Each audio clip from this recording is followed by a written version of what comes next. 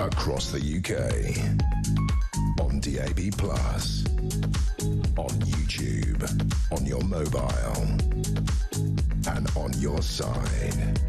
This is Talk.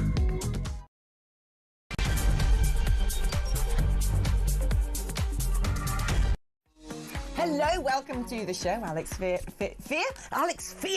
with you. Alex Phillips. Sorry, I forgot my own name. Alex Phillips with you until 7 o'clock today. It is a delight to have your company once again. And you know what? I sat there this morning looking through the papers thinking, oh, some good bits and bobs out there to sink our teeth into, and then boom, whoa, it's all kicking off politically.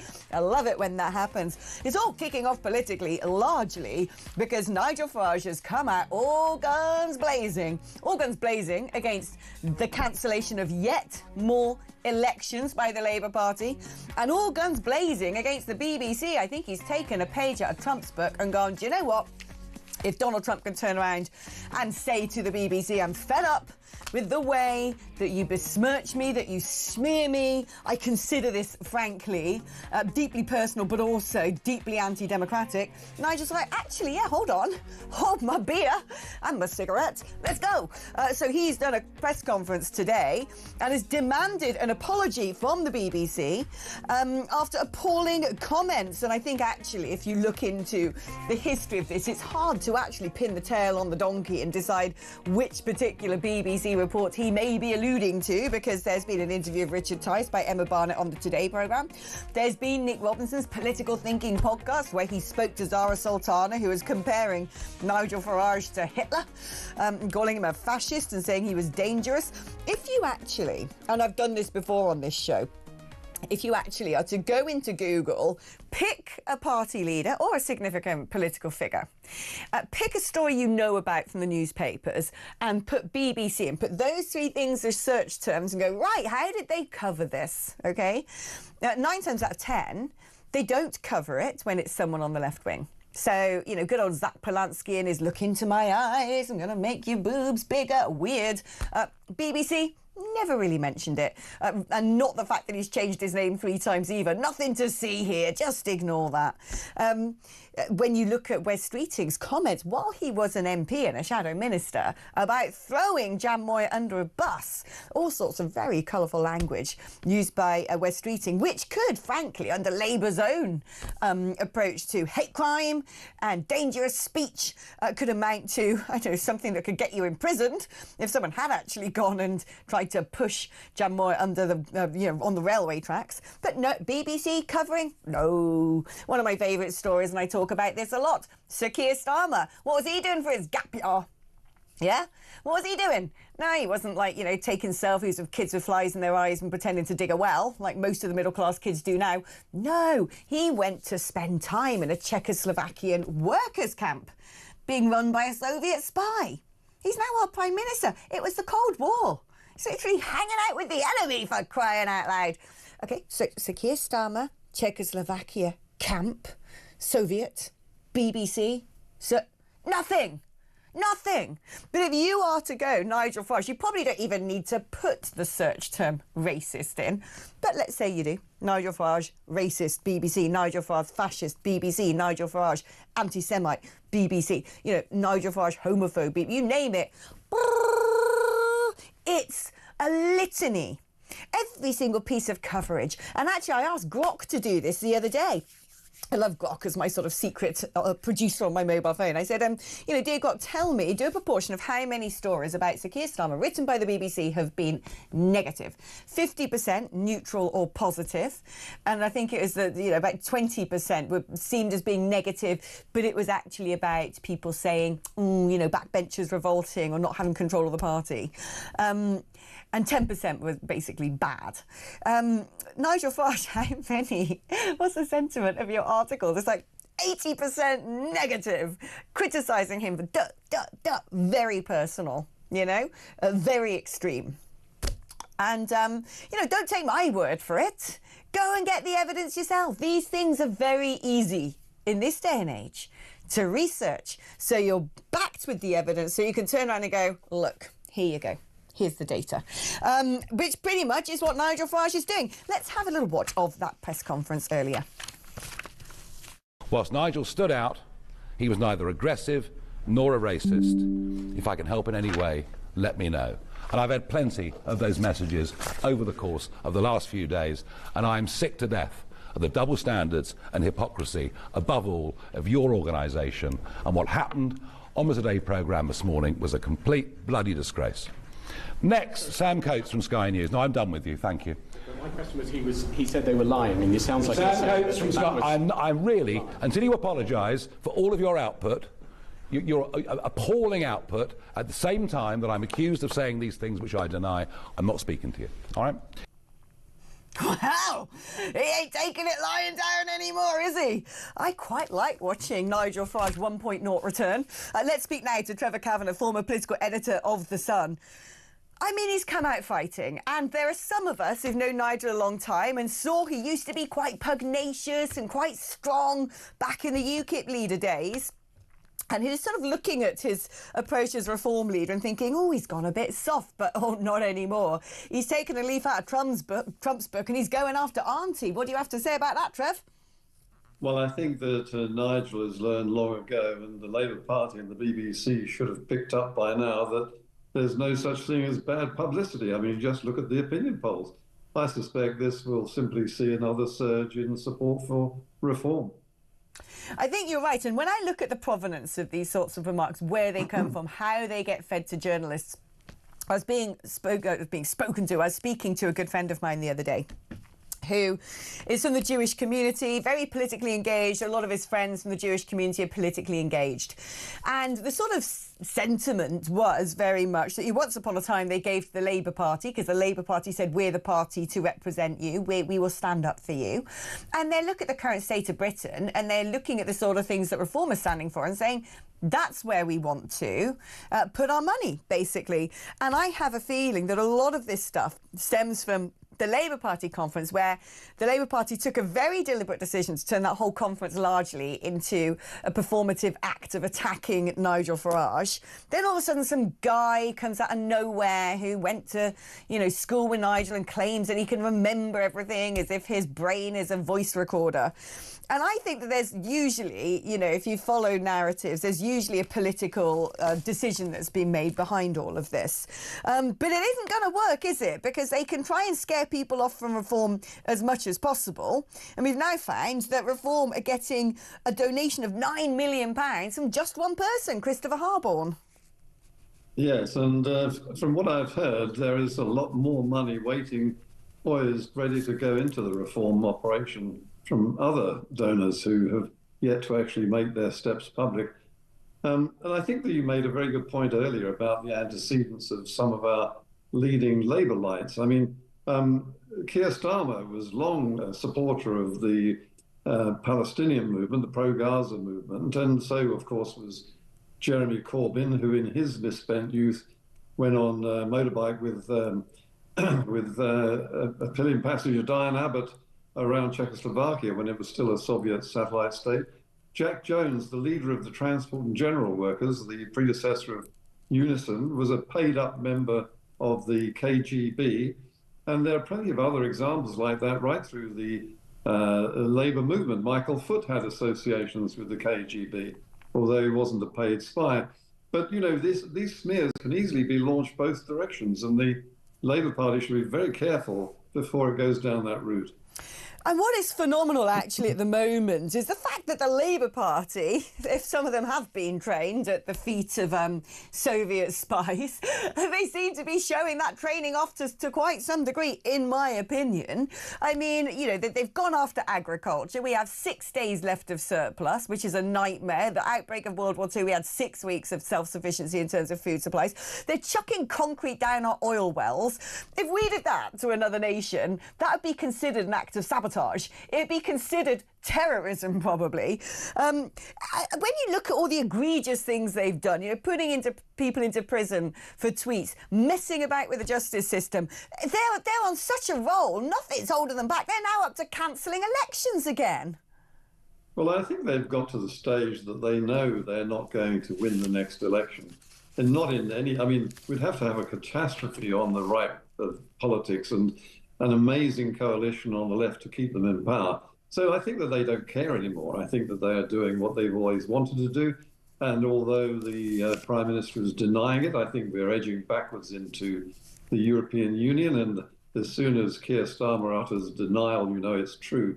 I mean, the hallmark of this government from the very beginning, day one, has been deceit and ruthless and unscrupulous lying and cheating on every promise they've made and on every promise they've concealed until too late. Oh, yeah, no, a lot of people think they're just chaotic and not very good. I think they're very good, and I think they're very dangerous. We do have to say what the government have said about cancelling the mayoral elections. Not all mayoral elections, elections in certain parts of the country. Reform, again, held the press conference largely about that because they were looking forward to standing candidates in elections due to take place in May in Essex, in Hampshire and the Solent, Sussex and Brighton, and Norfolk and Suffolk.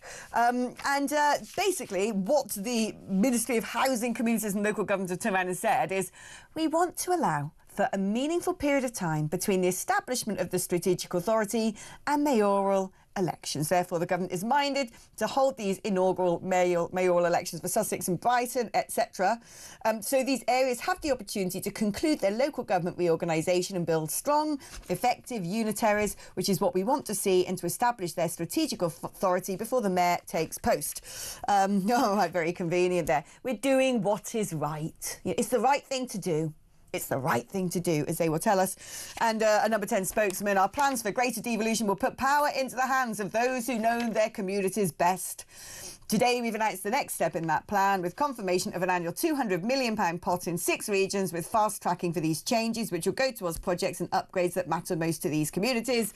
That money will be spent on what the areas want most and could include boosting local house building schemes, transforming high streets or funding skills programmes. How very nice. You've still aborted a plebiscite. Dictators do that. I think that what we're seeing is a variation of the old slogan. This one is democracy delayed is democracy denied. And so we're not going to get what we want, which is a chance to tell this government what we really think of them in an election. And you can forget about opinion polls. The only real opinion poll that counts is when people go to the ballot box and say what they really think about the parties on offer. And this party, this government, as I say, so unscrupulous, that is not prepared to put its head on the block, knowing full well that it's going to be chopped off. No, they are extremely alarming. If you put a litany of all the things that they do, in sort of, bold print, black and white, points 1 to 10 on a piece of paper and handed it to someone, they'd think you were describing some sort of crazy Banana Republic regime. Let's talk about the fact that a load of cadets are being kicked out of their camp, Crowborough in East Sussex, where they've been using to do their sort of junior training in the armed forces in order that it can be turned into a place to house 600 male migrants. Now, they've been told they've got to leave the camp because it might not be safe for them with these 600 undocumented men hanging around. And yet, perfectly safe for these men to just wander about in the local community. It's appalling. Well, whatever happened to stop the votes, whatever happened to smash the gangs, we're seeing a new record almost certainly going to be set during the first full year of this government since the election of small boat crossings and the number of people undocumented, uninvited, illegal, landing on our shores, never to be removed, or not at least as long as a Labour government is in power. And I think this is more than a little alarming. I think it's highly dangerous, not just to the social fabric of Britain, which is already being eroded as a result, but I think to the long-term rule of law and order, and indeed the democracy I mentioned a moment ago. Yeah, I mean, talking about all the things that this government are doing, which if anyone else was doing it, if a hostile state was doing it, you would call it an act of warfare. Similarly, opening up our borders, allowing an invasion of people from hostile countries, by and large, to flood into small communities. This government is basically participating in the sort of tactic that China and Russia use to destabilise other countries, and they're just going along with it. Yes, it is unfortunate that an elected government can't be tried for treason because these people who are coming here illegally are being ferried across at the behest of the Soviet Union, the Russian Republic. As far as I'm concerned, there's not much difference between the two. Putin is using mass illegal immigration as a weapon against this Britain, against the fabric of its society. They know what they're doing. This is not an accident which is precipitated by the stupidity of the Blair government 20 years ago. This is a calculated maneuver by our enemies to destabilize our society, and it is working. It's really working. And yet we never talk about that in the public, the Wagner mercenaries across swathes of Africa, toppling, well, they might be questionable, but otherwise democratically elected governments, replacing them, usually after military coups in order to seize assets, but then also to provoke the mass exodus of people out of the poorest parts of the world and into Europe. We've seen the coachloads of would-be illegal immigrants bust to the border of Belarus and Poland, rattling the fences. I mean, the Poles actually don't stand for it. They're there with their tear gas and, massive chicken wire fences. They're not having it. Good for them. We never talk about the long arm of the Kremlin in all of that. We are talking about, however, the atrocious Salisbury poisoning, which often people forget that a perfectly innocent woman, Dawn Sturgis, ended up dying because a boyfriend had found what he thought was a bottle of perfume, discarded, and gave it to her as a gift. It turns out it was laced with the deadly nerve agent Novichok. And surprise, surprise, it turns out that Vladimir Putin himself personally ordered the Salisbury poisoning to demonstrate Russian strength around the world. Well, of course he did. So why is it that we can find our tongue on these issues, but when it comes to doing crazy things like concreting over our oil wells and therefore having to buy Russian gas third hand from people who are refining it on behalf of Putin, which funds his war machine, or tackling the illegal immigration that pays his Wagner mercenaries, but also enables him to destabilise this? Oh, we don't seem to be able to talk about that. Well, the reason why is that we have a socialist government and a blob which actually enforces a new form of language in which certain words are not allowed. And if once you dictate the vocabulary, you dictate the terms of the debate. I mean, look, the whole thing involving the Novichok attack was a deliberate attempt to outrage the British public. We knew, our intelligence services knew from the outset, because Putin didn't in any way try to hide his tracks. Indeed, he used a sort of plutonium which was traceable from its origins right through the flight to Britain and right through its trip to Salisbury. So this was a blatant and flagrant attempt to intimidate Britain and tell us that they were out to get us, or out to get anyone who criticised the Kremlin regime. No, indeed, that perfume bottle may as well have had on it, "From Russia with Love." Trevor, I always love speaking to you. You are a hero in our nation, a veteran of our industry, one of the greatest journalists on this here planet. OK, we're going to take a short break now. But, oh, by the way, if you want to get involved, get in touch, have your say. I'm already getting loads of messages, which is very exciting. I'll try and find time to read them during the course of the show. 0344 499 1000 is the number. First of all, if you want to call the wonderful Kieran, register your interest. He will vet you, make sure you're fit to fly, and if you are, put you on air. You can also use that number to send me a WhatsApp message, or indeed leave me a voice note on WhatsApp. I like those because it gives me a little bit of a break. Instead of having to read something out, can just hit play and, hey, find out what you say.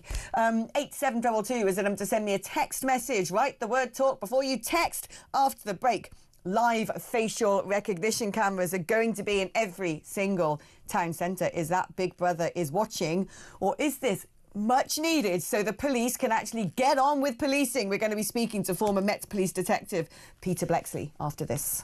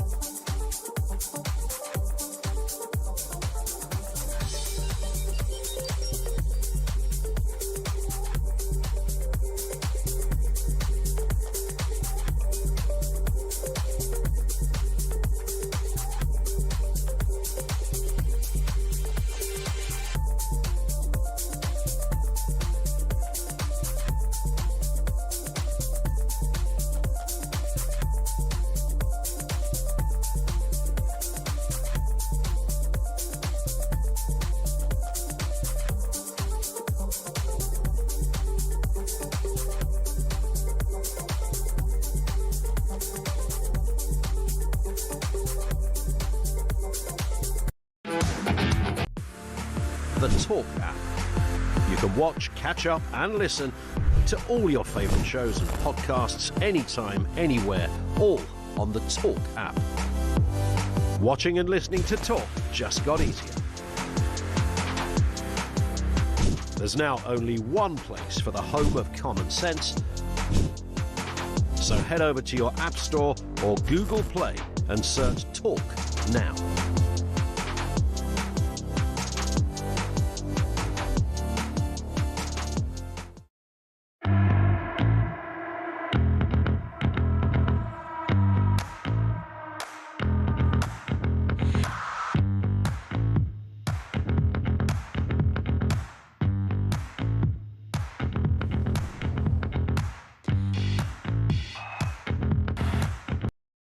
Across the UK, on DAB+, on YouTube, on your mobile, and on your side. This is Talk. Ooh, Big Brother is watching! That's right, live facial recognition cameras are planned for every single town centre. And the police could be given access to Britain's passport database to catch criminals under an expansion of facial recognition technology that could be deployed in every town, city and village. Labour is proposing police should be allowed to compare photos of crime suspects from CCTV, doorbells and dash cams against facial images on government databases, including the passports of 45 million Britons and immigration records. OK, so on the surface of this, first of all, I go, ooh, creepy. What are they going to do next with this sort of power and control? But I do sort of think that we live in an age now where everybody's got dash cams and ring doorbells and they can film things on their smartphones. Your face is everywhere anyway. And actually, this is technology the police should and could use, right? I've spoken to various policemen in this studio who I think are sound individuals who say, why is this not being used to catch the criminals? That's the only thing it'd be used. So it'd be like, oh, look, this person's robbed something. Let's stick his face in. There we go. And yet the thing is, they could be doing that anyway, right? People are always providing ring doorbell footage and dash cam footage to the police, and they don't seem to do anything with it. But the other thing is this, right? OK, and I don't know how the technology works, but facial recognition technology compared to official documents, you say? That's funny, because every time I see this sort of yobbos who push through barriers on the underground, nick phones and stab people up, they seem to pull their hoods up like they're, you know, oh my God, who killed Kenny? With the old COVID mask, you got two little beady eyes poking out at the top. Wonder if you can recognise that face against a database. Similarly, what about all our mates in their burqas? Oh yeah, don't you worry about them. They don't need to get their faces out for the police. No. And comparing it to documents, oh, that's right. All the would-be terrorists who come over here on small dinghies across the English Channel happen to accidentally, oh, butterfingers, lose their documents in the main. Let's speak now to Peter Blexley, former Met Police detective. I want straight out of the old goat's mouth your visceral reaction to this headline. Strangely, there's not been any regulatory framework created to cover facial recognition cameras. Parliament's been very slow on this, and it's only now that this government is finally getting a grip. So I am going to heap huge praise on the Metropolitan Police and South Wales Police, because they have forged ahead with trialling, testing and utilising this technology. In the early days, it was flawed. They went back to the boffins and said, make it better, improve it, and they have. And now, unfortunately, because we have so many wanted people on the streets of this once great nation, I'm pleased that this technology is going to be rolled out further and faster, and finally will be utilised across the country, hopefully, so that so many wanted people can be put where they belong, in handcuffs and behind bars. Hey! So actually, what I'm getting from that is the sort of positive note that I started on, which is I've heard very sound people like Mike Neville say, this technology is brilliant, it needs to be used, this is going to speed up how we can catch criminals, rather than the human sort of clicking through CCTV footage, hours and hours trying to spot someone. And actually it's going to be used on, there's been a crime, let's try and match the person to the crime, not just, oh, look, there's Alex Phillips walking to buy a sandwich in M&S. What's she up to today? But my concern is, does this, and I don't know if you know about it in detail, but does this technology, I don't know, somehow manage to X-ray burkas? Can it sort of identify people simply by a little slit with the eyes showing alone? Because all the yobbos who are, on the line bikes, nicking things on the streets and carrying zombie knives, aren't exactly going about with their fizzogs in full view. Okay, I'll deal with your first question. Can it X-ray burkas? No, not at the moment. It can't. So, should we have legislation to ban face coverings? I'm a former detective. Back in my day, anybody who pulled a face covering on was going to go and rob a bank. So I'm not a fan of face coverings in any way, shape or form. But that's a different debate. Secondly, can it measure or can it identify people if they've got a mask, for example, if they've got a balaclava, and if only their eyes are visible? Well, some of this technology actually can, because the measurements, the spaces between eyes, eyebrows, and all these other very unique details to an individual can be measured, identified, and compared using the very best of this technology. So in certain circumstances, it might well be able to positively identify somebody even though they were masked. Is there any reason for pause for concern here with the idea? Because there'll be a lot of people who their first reaction to this is going to be, great, this is a Big Brother database, and actually all the people we need to catch are going to be getting away with it because they'll have, they won't be registered. There'll be illegals without, their sort of identities registered in a main database, or they'll know how to evade being picked up by these cameras. And the rest of us are going to end up under some sort of, communist, socialist, dystopian Big Brother state. Is that sort of, unnecessary to think like that? Yes, it is. What has been created and what is increasing in size all the time is the database of wanted people. And now people are wanted for a whole range of crimes, from rape to murder to being mistakenly let out of prison, failing to return to prison, other breach of criminal orders. Many, many people, thousands upon thousands, wanted for a whole range of offences. And it is only the facial images of those people that go on to the database. So if somebody commits a crime, they're named, and the police want an image of them, yes, then they might go to the passport office to put up a photograph of them. And there's nothing wrong with that. What the technology then does is, as it scans tens, hundreds, thousands of people in a crowd, it will instantaneously flag up if there is a match from somebody in that crowd to somebody who is wanted. In other words, they are one of the same person. Only then will it flag up a match. If you or I are captured or seen by a facial recognition camera and we are not on a wanted database, it deletes our image in the blink of an eye, and our images are not retained anywhere. That is very reassuring to know. I don't think I'm that wanted, but hopefully someone somewhere in the world does want me. Peter Blexley, former Met Police detective, thank you ever so much. Good. I am pleased to hear that, because I'm in full support of the police actually catching wrong-uns, whatever technology they need to use. And you've got to pause for a moment, right? Because I must admit, I was on the train earlier, looking through good old X, looking at various people talking about this, and there was someone who'd done a sort of piece-to-camera video going, this is terrible, they're going to be recording pictures of our faces, and it's all going to be stored. What about our privacy? And I'm like, dude, you're literally recording your own face right now and putting it on the World Wide Web. I mean, like, seriously, can you not see the irony in this? Anyway, I do think that, look, there are elements that I don't like. Digital ID cards, no, really not for it.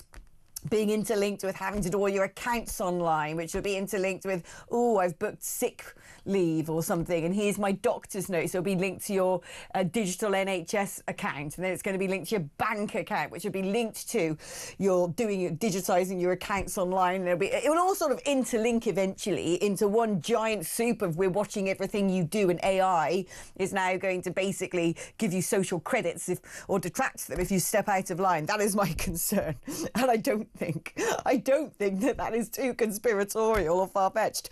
But in terms of live facial recognition cameras trying to find bad uns, bring it on. Right, OK, talking about finding bad uns, Vladimir Putin has definitely been found. He is responsible, as we know, for ordering the Salisbury poisonings with Novichok, where he took out two Russians who were given essentially refuge in the United Kingdom very publicly, using Novichok. He may as well have just stuck a little, Russian flag in the top of the perfume bottle. But then the sad tragedy, the sad collateral damage in all of this was an innocent woman whose boyfriend had sort of found this discarded perfume and thought, I'm going to take it home to my missus.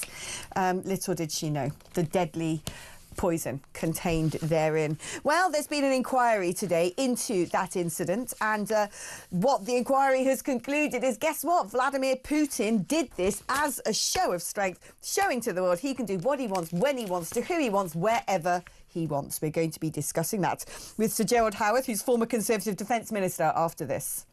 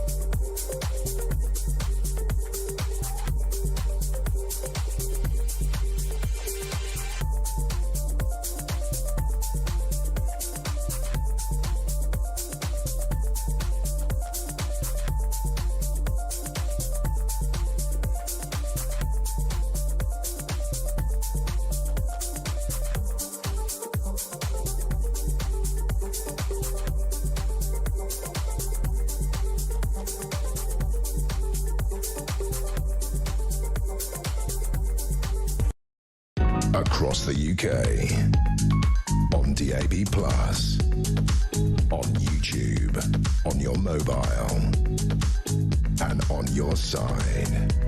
This is Talk.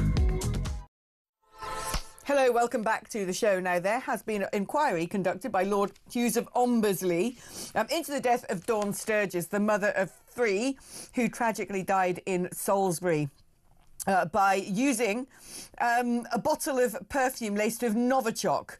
This perfume was carrying the highly toxic nerve agent brought into the country by two GRU spies and used to kill Sergei Skripal, who was essentially being given refuge in the UK, having been a former Russian military officer and a double agent for the British intelligence agencies. Let's listen to Lord Hughes setting out the findings of his report. Petrov, Bosharov and Fedotov were, as I've said, members of an operational team within the GRU. I am sure that in conducting this attack on Sergei Skripal, they must have been acting on instructions received from their superiors. And I've concluded that the operation to assassinate Sergei Skripal must have been authorized at the highest level, indeed by President Putin. I mean, no offence whatsoever to Lord Hughes of Ombersley, and absolutely to not denigrate the memory of Dawn Sturgis, but I do wonder why we had an inquiry into the blimmin' obvious. Sir Gerald Howarth, former Conservative Defence Minister. Look, we know that Putin is a horrible man, a dictator, that he plays games with his opponents, that he often does things to try and show strength, especially when he leads someone up the garden path about, yes, let's do a negotiation. Oh, look, all of a sudden, massive drone attack, undersea cable cut. And without doubt, when we learnt about the poisoning by Novichok of Sergei Skripal, it could only have been one country, regardless of the two agents saying they'd come to see the famous spire of Salisbury Cathedral. It was obvious that this was ordered by the Kremlin, and there ain't much done by the Kremlin which Vladimir himself has not essentially green-lighted. So what should we be learning from this? Well, good evening, Alex. And it's very interesting that Lord Hughes was completely unequivocal about the attribution of this assassination attempt in Salisbury against the Skripals, the Skripal former Russian agent and his daughter. That Lord Hughes was unequivocal, I think, was extremely helpful. But you're quite right. The writing has been on the wall for the last for the last 12 years, since 2014. And if you want to go back to 2008, when Putin annexed part of the sovereign state of Georgia, he annexed Abkhazia and South Ossetia, which were part of Georgia. And then in 2014, he annexed Crimea. We didn't lift a finger. And I'm sorry to say that our foreign secretary at the time, Lord Haig, didn't do anything either. We just let it happen. And we're paying an enormous price for what amounts to modern-day appeasement. Every time Russia threatens a country, Russia ups the ante. We seem to say, oh, we can't do anything because we might escalate. Well, the man who's escalating this time after time after time is Putin, and we just have to draw a line. Otherwise, we really are back to the 1930s, where Hitler decided that no action will be taken against him if he decided to advance his territorial ambitions. And we should be in no doubt, Alex, in 2021, Putin made a speech in which he basically said he intended to rebuild the Soviet Union. And that is what he is doing, painstakingly. He doesn't care how many Russian lives he loses, let alone the lives of citizens of other countries. And sadly, we have a leader of the free world in the President of the United States who is ignorant, naive, and indeed venal.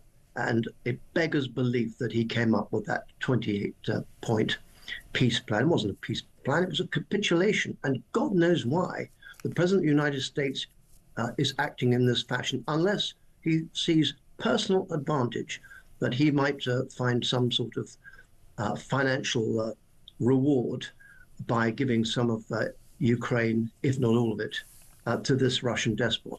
Very, very serious times. The wife of a very senior former Conservative cabinet minister said to me the other day, she said, Gerald, this is really serious, isn't it? And it is. And we need to wake up as a people. We need to rearm. We need to leave Putin in absolute no doubt. If he trespasses on 1 inch of NATO territory, that is it. But at the same time, look, I agree with you that Trump's approach to Putin seems to be going to Putin saying, I can boss you about, and Putin saying, no, you can't. And I get a sense that actually America is quite afraid in some respects of Russia and the lengths Russia might go to. Whether or not they have reason to be, I don't know. But what America does say as well is it points the finger at Europe and says it's all very well coming to us the other side of the Atlantic with your begging bowl saying, we got some disturbances in our neighbourhood, can you please help us? You got yourself into this mess, get yourself out of it. And I have some sympathy with that. You know, we've had a Germany which was not just using Russian gas, but making plans for Nord Stream 2, as well as being permanently attached to the teat of Nord Stream 1. We've had European policy to destroy all of our fossil fuels, leaving us reliant on liquefied natural gas imported from other hostile nations, and very often imported from countries who have bought it from Russia on the high seas, refined it, and then are selling it to us. We have crazy policy when it comes to not dealing with the open border situation when we know that hostile states such as Russia are using this as an act of grey zone warfare. I mean, I do agree in some part with America saying to Europe, look, when they went into Ukraine, you were bickering about whether or not Germans might be able to send the odd helmet, what sort of sanctions you can put on Russia because your economies are so intertwined. How on earth are you going to keep the lights on because you've been dependent on his oil and gas despite knowing full well that the man's a danger and a tyrant? And all the while, your militaries are basically burning dumpster fires. So that America does have a bit of a point that Europe, and again, we're seeing this argument once again with the frozen Russian assets sitting in Belgian banks and some countries saying we got to use that to pay Ukraine because we're basically running out of financial steam ourselves to adequately support Kiev right now. And then other countries like Belgium itself going, well, this sets a dangerous precedent. And guess who picks up on it? Oh, Vladimir Putin. He goes, oh, great. The Europeans are fighting again. So do you know what I'm going to do? I'm going to say that if they do take this money out of the Belgian bank accounts and unfreeze it and give it to Ukraine, that will be the precursor for me being able to launch an attack on Europe. We play into his hands as well. Well, of course we do. But it's not new that the United States has been shouldering far too high a proportion of the NATO budget. In 2014, David Cameron, as Prime Minister of the United Kingdom, made it clear to our European partners in NATO that they had to step up to the plate. And that wasn't the first warning. Trump gave a warning in his first presidency. Previous American presidents have called on Europe to do more. But there didn't seem to be such an implicit and certainly not such an explicit threat as there is today. And it's true that the European nations have now woken up. Okay, you can argue that it's a bit late in the day, but they have woken up. You're quite right, Alex. They did bicker about whether the Germans were going to give tanks, whether we were going to give them missiles. But don't forget, America was equally ambivalent. And when I put it to former National Security Advisor John Bolton, so why are Republicans, as a Tory, Republicans are our fellow travelers in the United States, why were our Republican friends not supporting the Biden $66 billion package a couple of years ago? He said, basically, Gerald, they're ignorant. And that is the problem with America. You have Witkoff kind of coaching Putin on how to deal with the President of the United States. And this is just unheard of. This is no way for the leader of the free world to behave. And I'm sorry, but if you are a country as powerful as the United States of America, if you are as rich as a country like the United States is, you have a duty to help to preserve the free world, because the free world is now under threat. We're not just under threat from Moscow, we're under threat from Beijing, we're under threat from Tehran, from North Korea.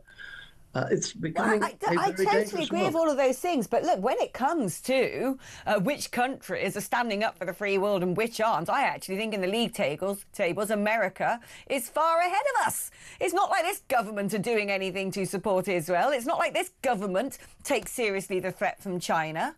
It's not like this government ever did anything to try and hold back Iran. No, they were signing well, not this government, it was a previous government. Actually, it was the Democrats. It was Obama signing that JCPOA saying, go on. on, you carry on refining that uranium. We trust you. I mean, there's been grotesque naivety from all sides in all of this. And I just wish, you know, when it comes to pointing the finger, you point the finger of blame, there's always 4 pointing back.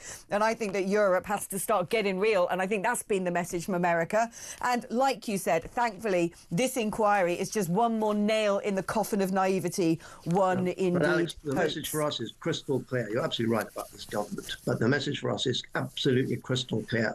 We cannot spend the next 5 years eking out a little bit more for the defence budget. We are under threat.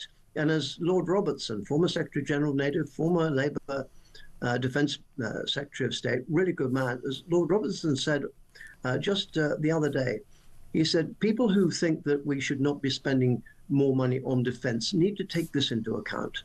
If you do not have strong defence to deter a bully like Putin, you will end up in a war. And it was only on the 31st of December 2006 that Britain finally repaid the debt we owed to the United States from the Second World War. So 56, 60 years later, we finally paid off the loan from the United States. So my message is very clear. We have to rearm. We have to lead Europe in rearming, that is the European members of NATO, because NATO is the only bulwark that we have against Putin. The EU is not a bulwark. NATO is. And we have somehow to persuade the Americans that you have an obligation, and it is also in your interest as the leader of the free world to join us in rejecting Putin and ejecting from every single square inch of Ukraine that he has seized. I'll remind you, the Budapest Memorandum of December 1995, signed by Bill Clinton of the United States, Boris Yeltsin for Russia, and John Major for the United Kingdom, said that the parties thereto would respect the sovereignty, independence, and existing borders of Ukraine. So Russia is in breach of that, and I'm afraid the United States of America is in breach of that. Indeed, too. they were when they took over Crimea, and I'm afraid both Obama and the EU just let it slip, and that's where things started to drastically deteriorate. So Gerald Howard, thank you ever so much for coming on the programme. We're going to take a short break now, but coming up after the break, I was sitting on the train and I was getting myself rather hot under the collar and worked up. Ooh, the Alex rant machine has been cranking up, and I'm going to let it all out after I've composed myself during these adverts.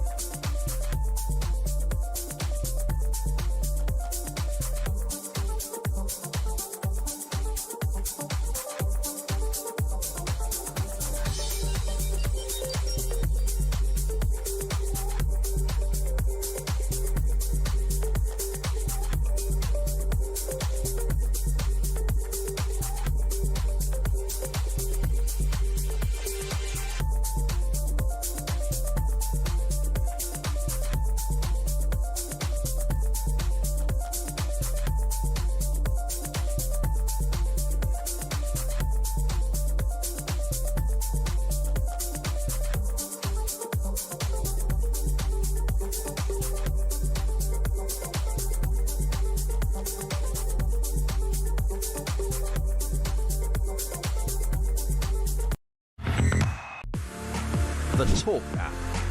You can watch, catch up and listen to all your favourite shows and podcasts anytime, anywhere, all on the Talk app. Watching and listening to Talk just got easier. There's now only one place for the home of common sense. So head over to your App Store or Google Play and search Talk now.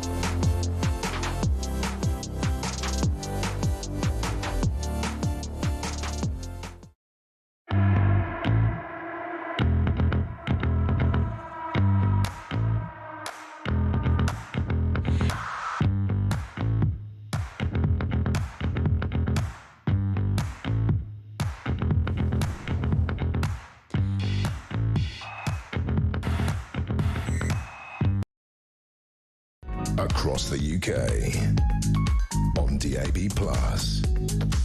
on YouTube, on your mobile, and on your side. This is Talk. So I don't know if you've heard the glorious news that there's been a new organisation set up called Together. They might want to check that there's already the Together Declaration, but never you mind. It's being led largely by Selene Henry and Paloma Faith. A number of celebs, including Christopher Eccleston, Mark Rylance, good old Charlotte Church as well, she's in there, to fight against the far right. Basically, to fight against reform. As far as I can tell, this is a collection of left-wing organisations, the unions that fund Labour, the Labour-affiliated NGOs, and all these other sorts of, short-fringed weirdos, the pro-Palestine lot, all getting together. Oh, by the way, who's funding you? To try and interfere in democracy, to silence the general public, to demonise anybody who backs reform, and to try, therefore, to intimidate and change the election result. It is similar to the sort of nonsense that other Soviet governments throughout history have done. But what I want to do is pick apart some of the things that people have said. Paloma Faith, there is no world I want to live in where discrimination is acceptable for anything. Christopher Eccleston, racism is hatred. OK, then. All right, let's do this, shall we? Let's talk about your racism, shall we? Because I've had enough of hearing the word racist and racism. Because whenever you get a celebrity in a Prada dress and a Gucci handbag banging on about racism, they are the ones joining with a cultish, fascistic, censorial word being used to create a force field around people who really do horrible things. The word racist has become a tool of oppression by the elites to silence other people into not complaining about left-wing policies. The word racism is the same word that enabled Pakistani men to groom 250,000 white girls, dehumanise them, sexually assault them, abuse them, rape them, do some of the most awful things to innocent little girls that are imaginable. They knew they could hide behind this celebrated word of racism on the left. And so, do you know what I figured? Racism itself is racist. Let me break this down. I repeat, racism is racist. Let's talk about slavery, shall we? Because this is constantly used as the stick by which to bash the West. Things that happened 500 years ago, and yet there is slavery today, isn't there? Oh, there's plenty of it. It's thriving. Where are the complaints about that? Well, according to the Global Slavery Index, the countries where slavery is most prevalent are places like North Korea, Eritrea, Saudi Arabia, Turkey, Tajikistan, United Arab Emirates, Afghanistan, Kuwait. Where is it least prevalent? Oh, look! Basically, the entire top 10 of countries that don't have slavery are Western, white, European countries. Switzerland, Norway, Germany, Netherlands, Sweden, Denmark, Belgium, Ireland, Finland. And, according to the same Global Slavery Index, do you know which country is doing the most to address slavery?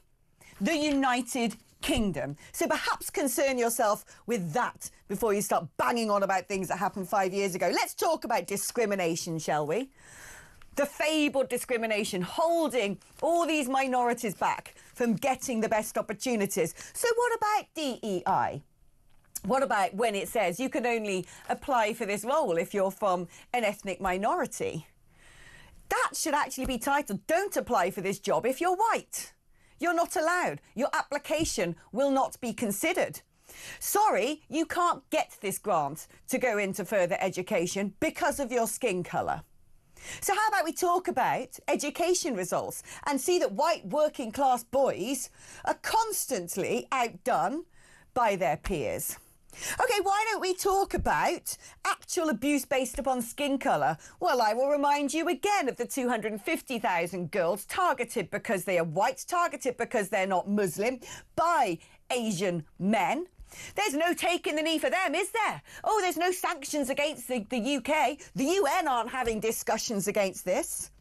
So really, what are we doing when we're celebrating preserving minority cultures? Well, only 8% of the Earth's surface is populated by white people, and ours are the very cultures you're not allowed to celebrate. They're demonised. They have to be in the dustbin of history. So actually, do you know what?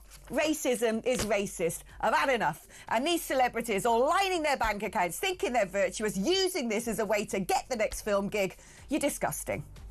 That's it. Rant over. Right, we're taking a short break now. I need one. Don't go anywhere. I'm back just after this.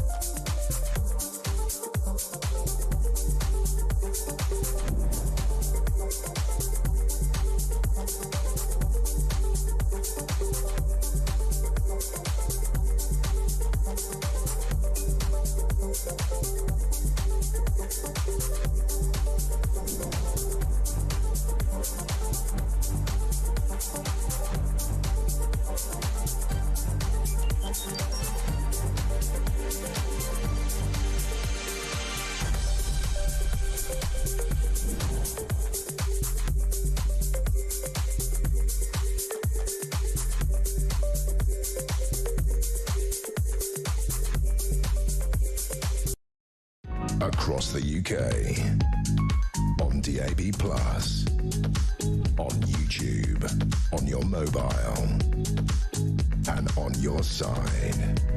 This is Talk.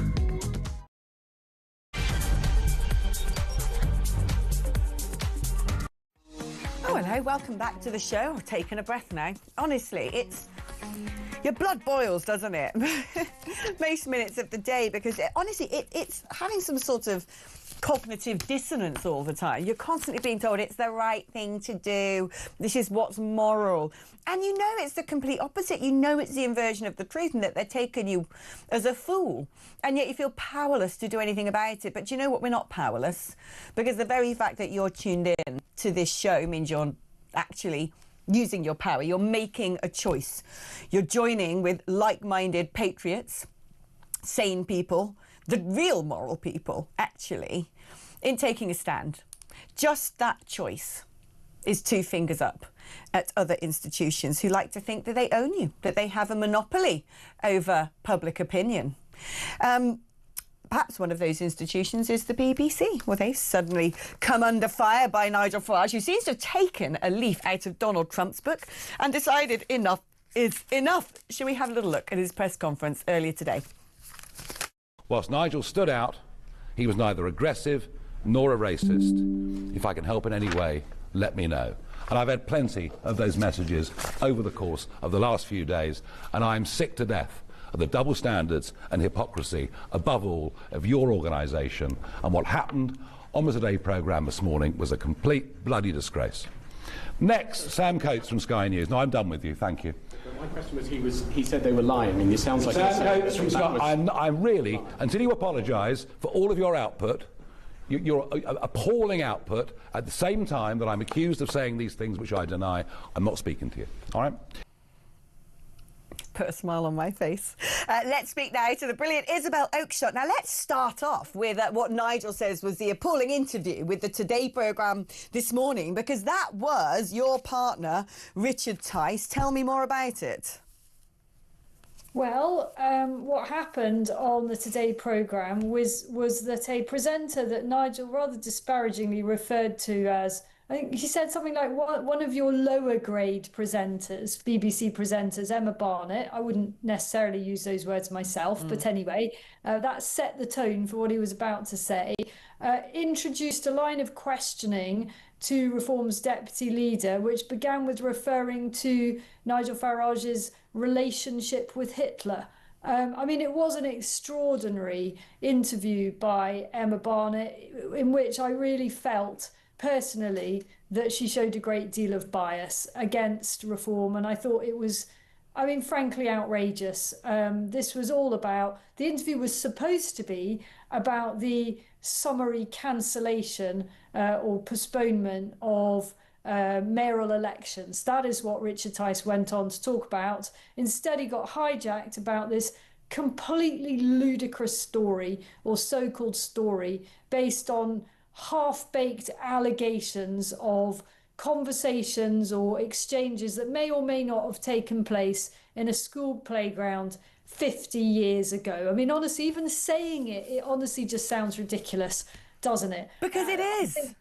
It's completely ridiculous. Do you know, I remember there being an interview for the Political Thinking podcast, Nick Robinson, who I'm actually a big fan of in many respects. I think he's a great storyteller and a veteran journalist. We've actually got the clip. Brilliant. Let's play it instead. Oh, hold on. We've got it. And then we don't. Oh, sorry. Here we go. Here we go. I do think he has all the features of a fascist politician, and I think it's important that we stop a fascist Reform government. Fascist? When someone attacks trade union rights, when they are not supportive of minority communities, where they are trying to get us out of the ECHR so they can get away with anything and there is no state accountability, we can see what's happening across Europe, and that is a descent into fascism. You're comparing Nigel Farage with Franco, with Mussolini, arguably with Adolf Hitler. Really? I have legitimate concerns about what a Nigel Farage government would do to trade unionists, to working class communities, to minority communities, to LGBT people. And what I've seen in government is Nigel Farage and his colleagues, like I said, vote against trade union rights, vote against anything that would actually help our working class communities. So yes, he's a danger. I mean, could you imagine, Isabel, Nigel Farage doing an interview with Nick Robinson where he says about Zara Sultana. I have deep concerns that she might be an Islamist. I have deep concerns that she is religiously motivated and that she poses a threat to this country. I have deep concerns that she is so far left that I think that she's akin to Mao or Stalin. And the BBC sticking that up online like that's normal, just going, really? Really? Tell me more. I mean, there really is a lack of a level playing field when it comes to how the BBC salivate over reporting anything about Nigel Farage that is monstrous, that is personal, that is a besmirchment, whether it's based on tittle-tattle or someone else's opinion about him, never any empirical prima facie evidence. And yet when we've got that sort of stuff against other political figures, they're silent. They don't do it. Oh, it's not newsworthy. Oh, we're not sure we can actually put that up online. It is. I mean, look, anybody with eyes and ears can see that, unfortunately, the scales are definitely not balanced. Well, Reform has analysed the media coverage of issues around Reform councillors and has found that it is grossly disproportionate to the coverage of problems with councillors in other parties. Lots of councillors in other parties have had to resign or been sacked or stepped away, and no one ever hears about it. But because it's Reform, everybody piles in. Look, I've got news for these people, these shrieking lefties who can't, they reach for their propaganda toolbox, and the only thing that they can ever find in it, it seems, is fascist, racist, Hitler. I mean, it's beyond juvenile, isn't it? And here's what, guys, it's not going to work. It's not credible. Reform is not run by racists or fascists. It isn't full of people who have those views. On the contrary, it reflects the quite legitimate concerns and good values of millions of people in the UK, and simply banging on and on and on and on in a ever more desperate attempt to paint the people at the top in this revolting way is going to do nothing other than actually solidify, in my view, Reform's votes. Well, this is the thing. If they thought that they were going to scare away donors, guess what? They haven't. Christopher Harborne has given Reform a record-breaking £9 million. I think that's beaten any previous independent donor to any political party.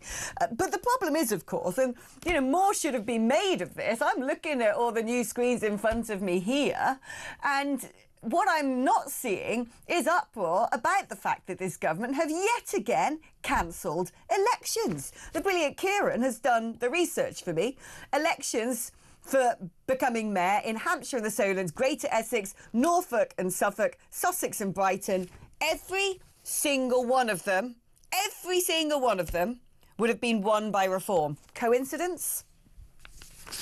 Well, I don't think so. I don't imagine that anyone else is deceived by this. I mean, to say that they haven't had time to get themselves organised, well, what, you need another 2 years? I mean, maybe give yourselves an extra month or something, but this is farcical.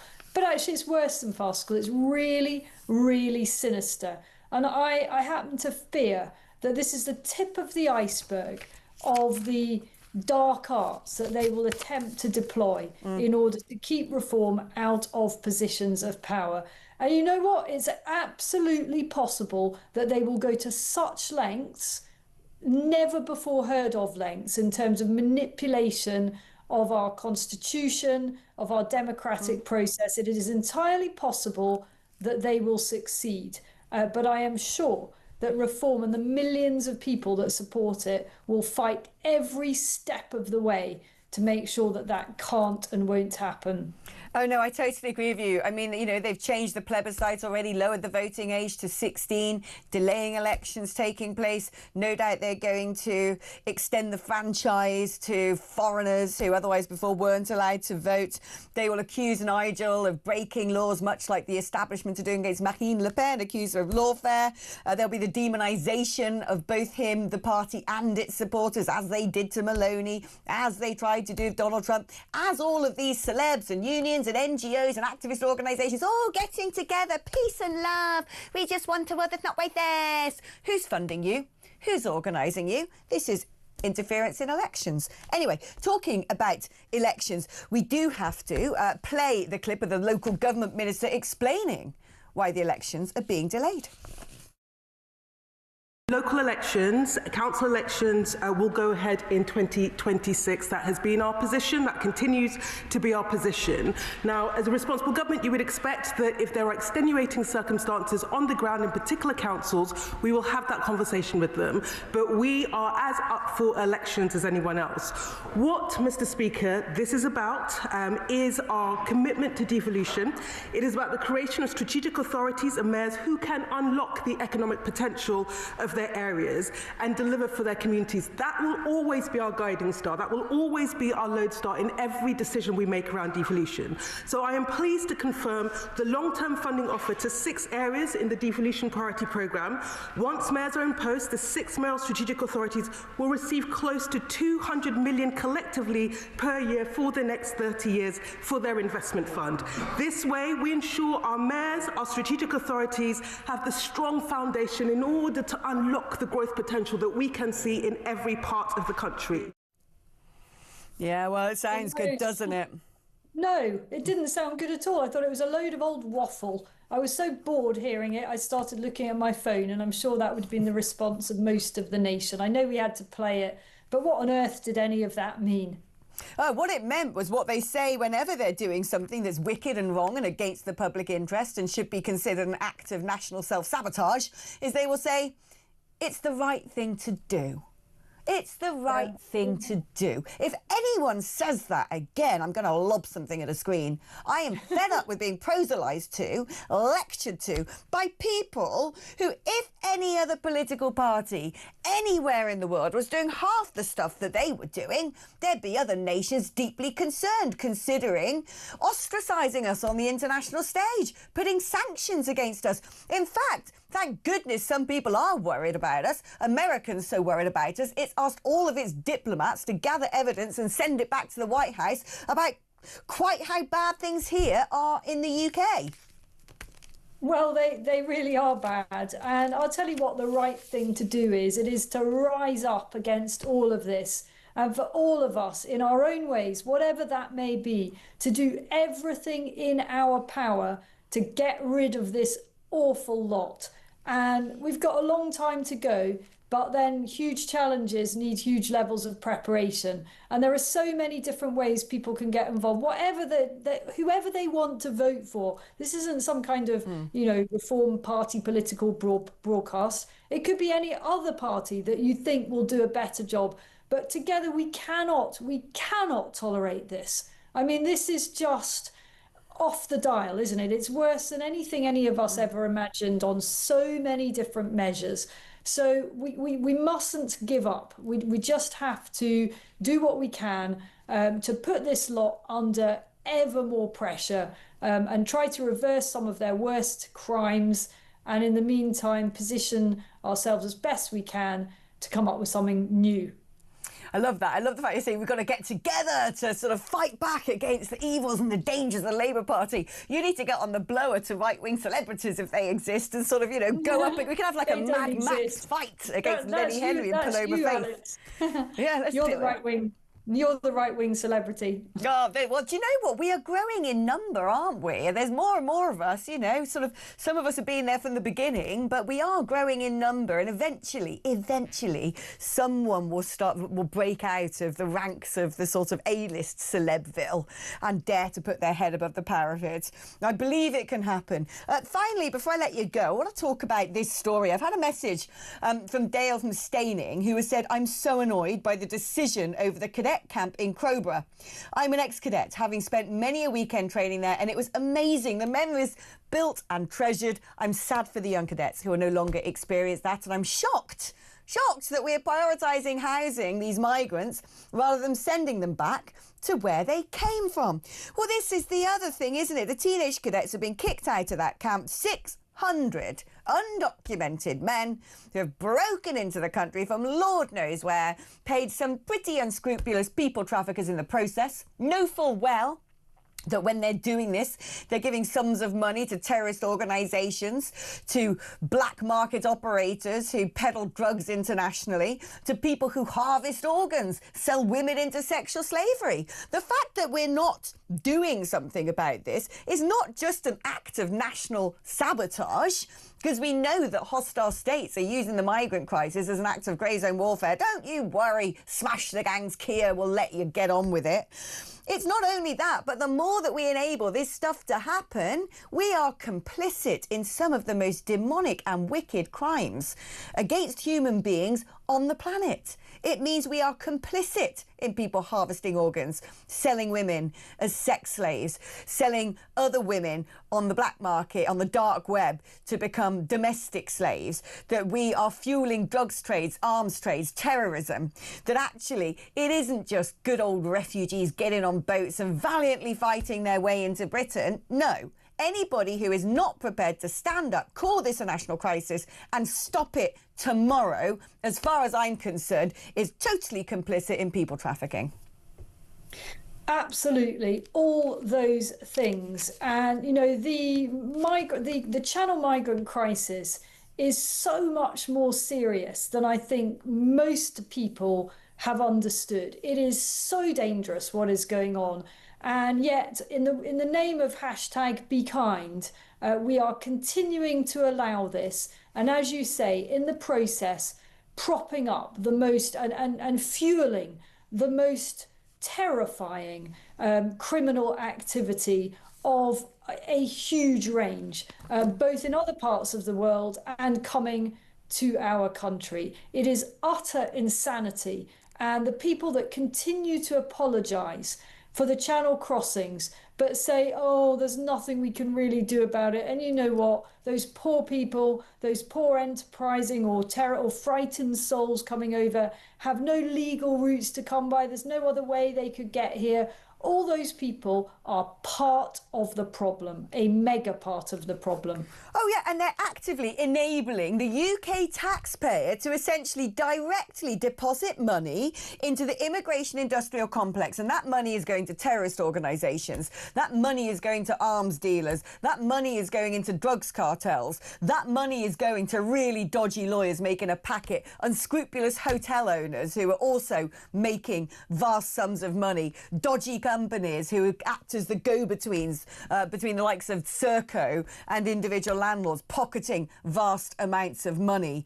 It is a sickening trade now, and if we wanted to stop it, we could. The West African fleet lost over thousands of lives, stopping slaving vessels in the middle of the Atlantic, carrying poor doomed souls to a horrific fate. If we could do that back then and end slavery then, if we wanted to, we could intercept and stop an equally wicked crime taking place today, because a vast number of these people coming over are either wrong-uns, and if they're not wrong-uns, they are essentially enslaved. And I've lost my patience with all the excuses. I've lost my patience with it. It's got to stop.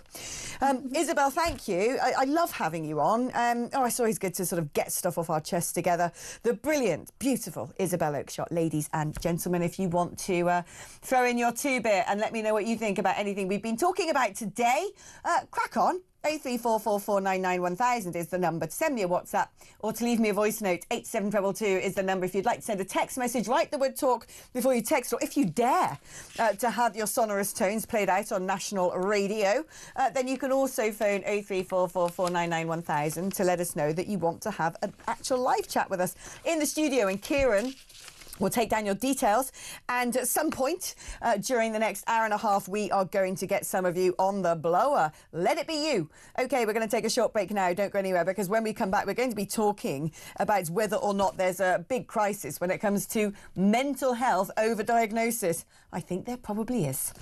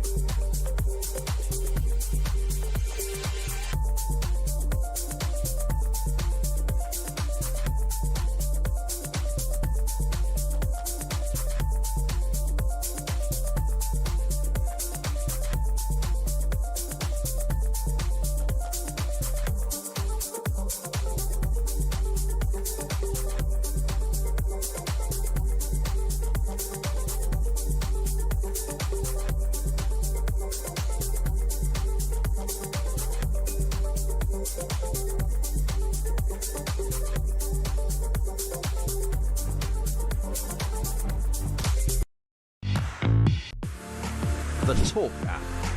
You can watch, catch up and listen to all your favourite shows and podcasts anytime, anywhere, all on the Talk app. Watching and listening to Talk just got easier. There's now only one place for the home of common sense. So head over to your App Store or Google Play and search Talk now.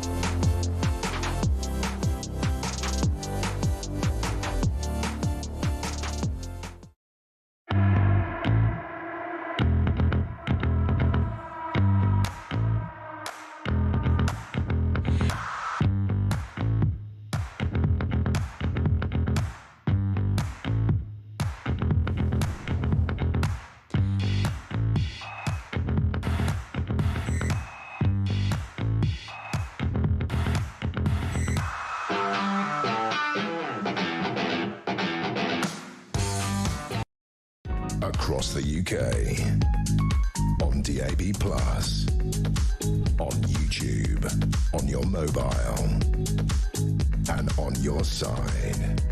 This is Talk. All right, welcome back. Now, I feel like I'm having a mental health crisis today, following that rant. But everyone seems to be having a mental health crisis nowadays, don't they? It doesn't surprise me. We're being gaslit by our own government. It's enough to send you cuckoo.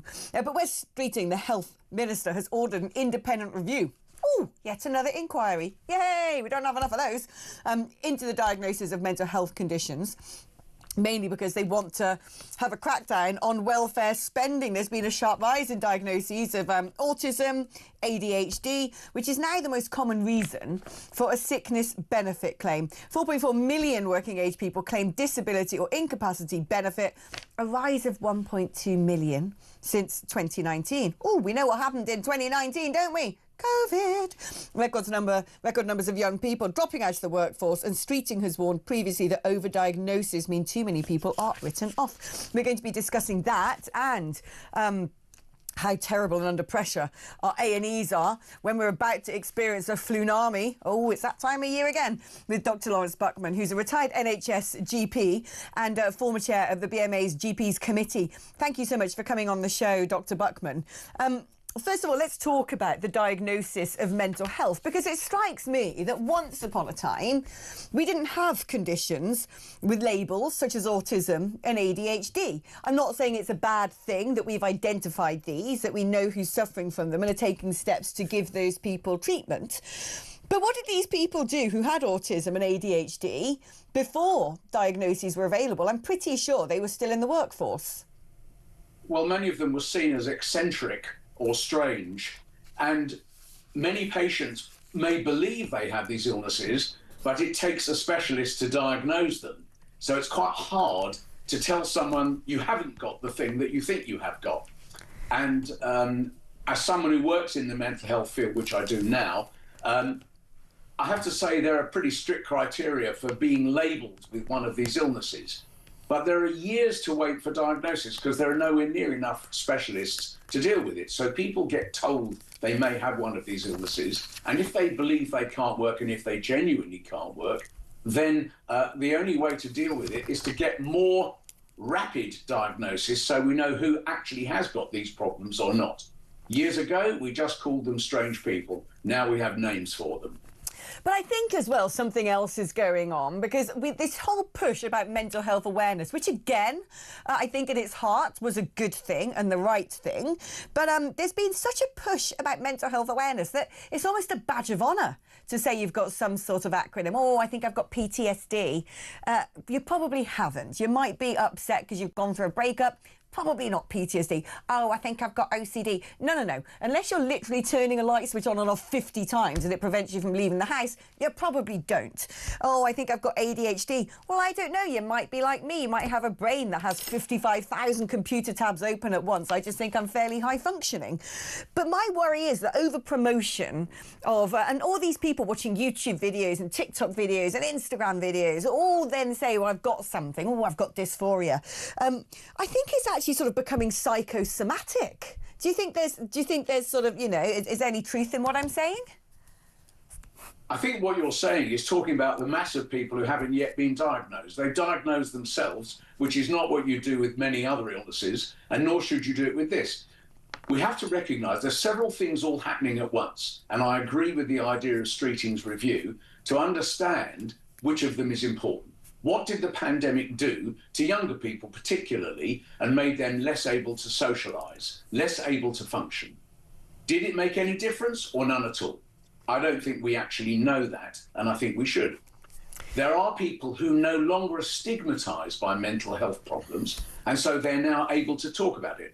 20 years ago, it was an embarrassment to talk if you had a mental health condition. Now it's not.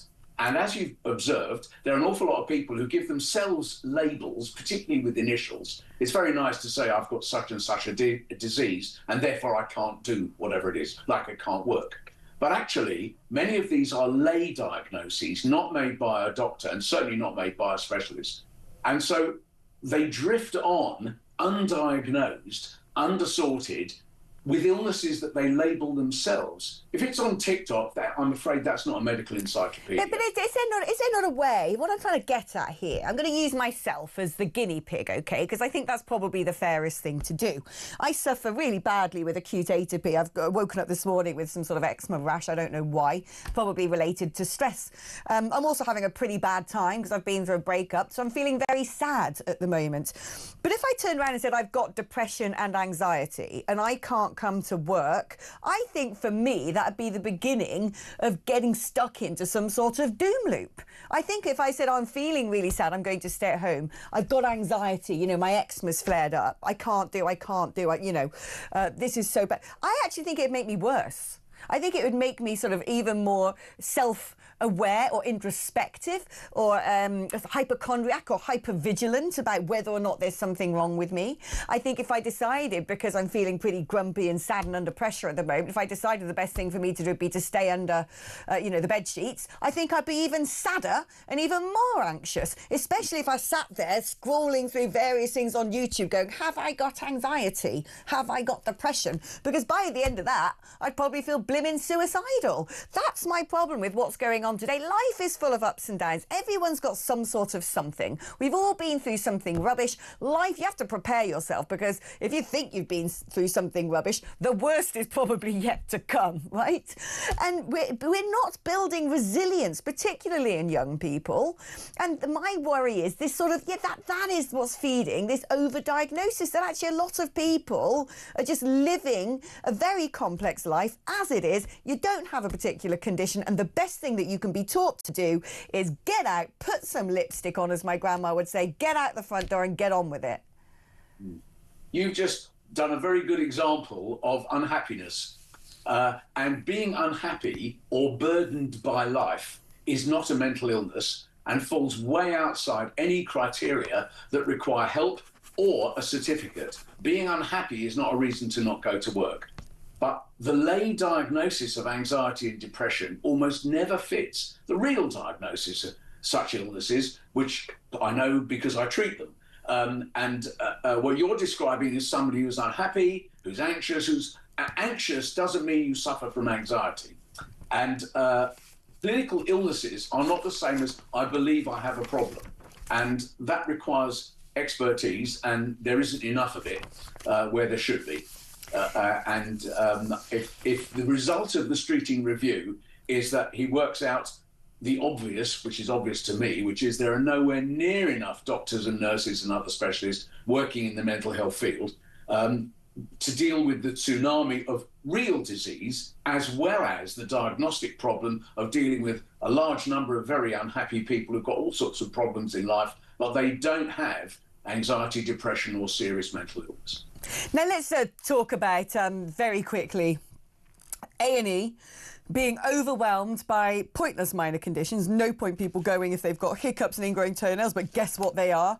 And at the same time, we're about to be hit by a tidal wave of festive flu. We hear that every single winter. I mean, look, I've got a couple of examples to give you about A&E, again, from my personal repertoire. One was when I came back from France, I'd broken my thumb, hand was in a cast, and they said to me in France, when you get home, you're going to have this cast replaced with a proper one.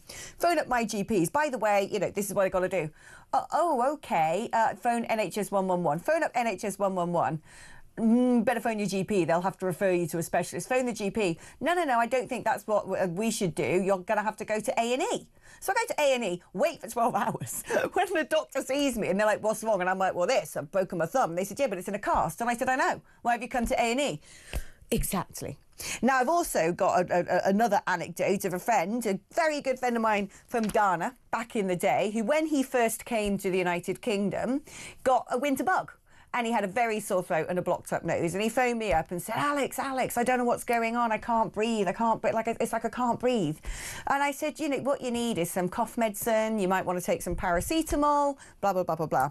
But to him, actually, the sort of good old fashioned Northern Hemisphere cold was so dramatically different to what he was used to, dodgy stomach and fevers, that he ended up phoning an ambulance. And I think that we've got to, I think one of the biggest problems is the thing that brings both of them together is we still have this system where everything has to be triaged through GPs. GPs just haven't got the capacity to do it. And as a result, a load of people end up being offloaded into A&E, and those people who actually need critical care are then jeopardised.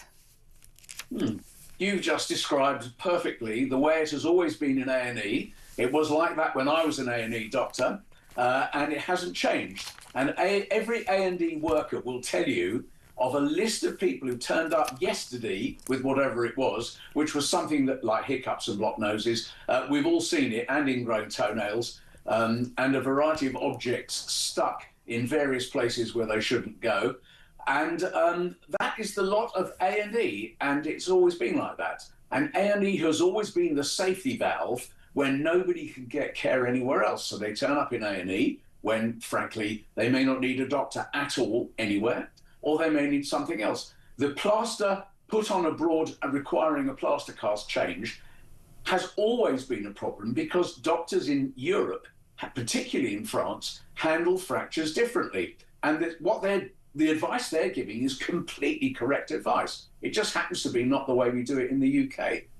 When it comes to other things, people turning up with a variety of minor conditions, many of them could pop into a GP, if the GP was there, right.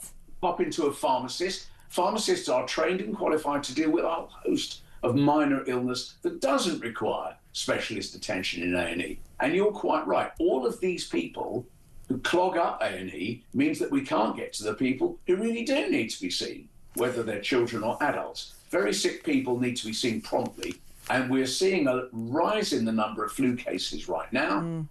Flu, not colds, and that's going to get worse over the next month or so, and we better prepare for what's coming. Indeed we had. I had flu at the start of this year, and it ain't a walk in the park. Dr. Lawrence Buckman, thank you ever so much. OK, we had some breaking news appear on the screen, which is that Israel are going to be allowed to compete in the Eurovision Song Contest. That's according to the organisers. There was a huge schism going on during, I think it's called the European Broadcasters Committee or something. They were fighting like cats and dogs, all the socialist-run countries, basically. They were saying, we're going to boycott it if Israel's in it. And all the countries run by right-wingers were saying, you cannot ban Israel from this competition. Come on. Well, it turns out the right wing seems to have won this one. We're actually conveniently coming up next to talk about this before we had the breaking news is Jake Wallace-Simmons, author and columnist. Can't wait to have him on. That's after this break.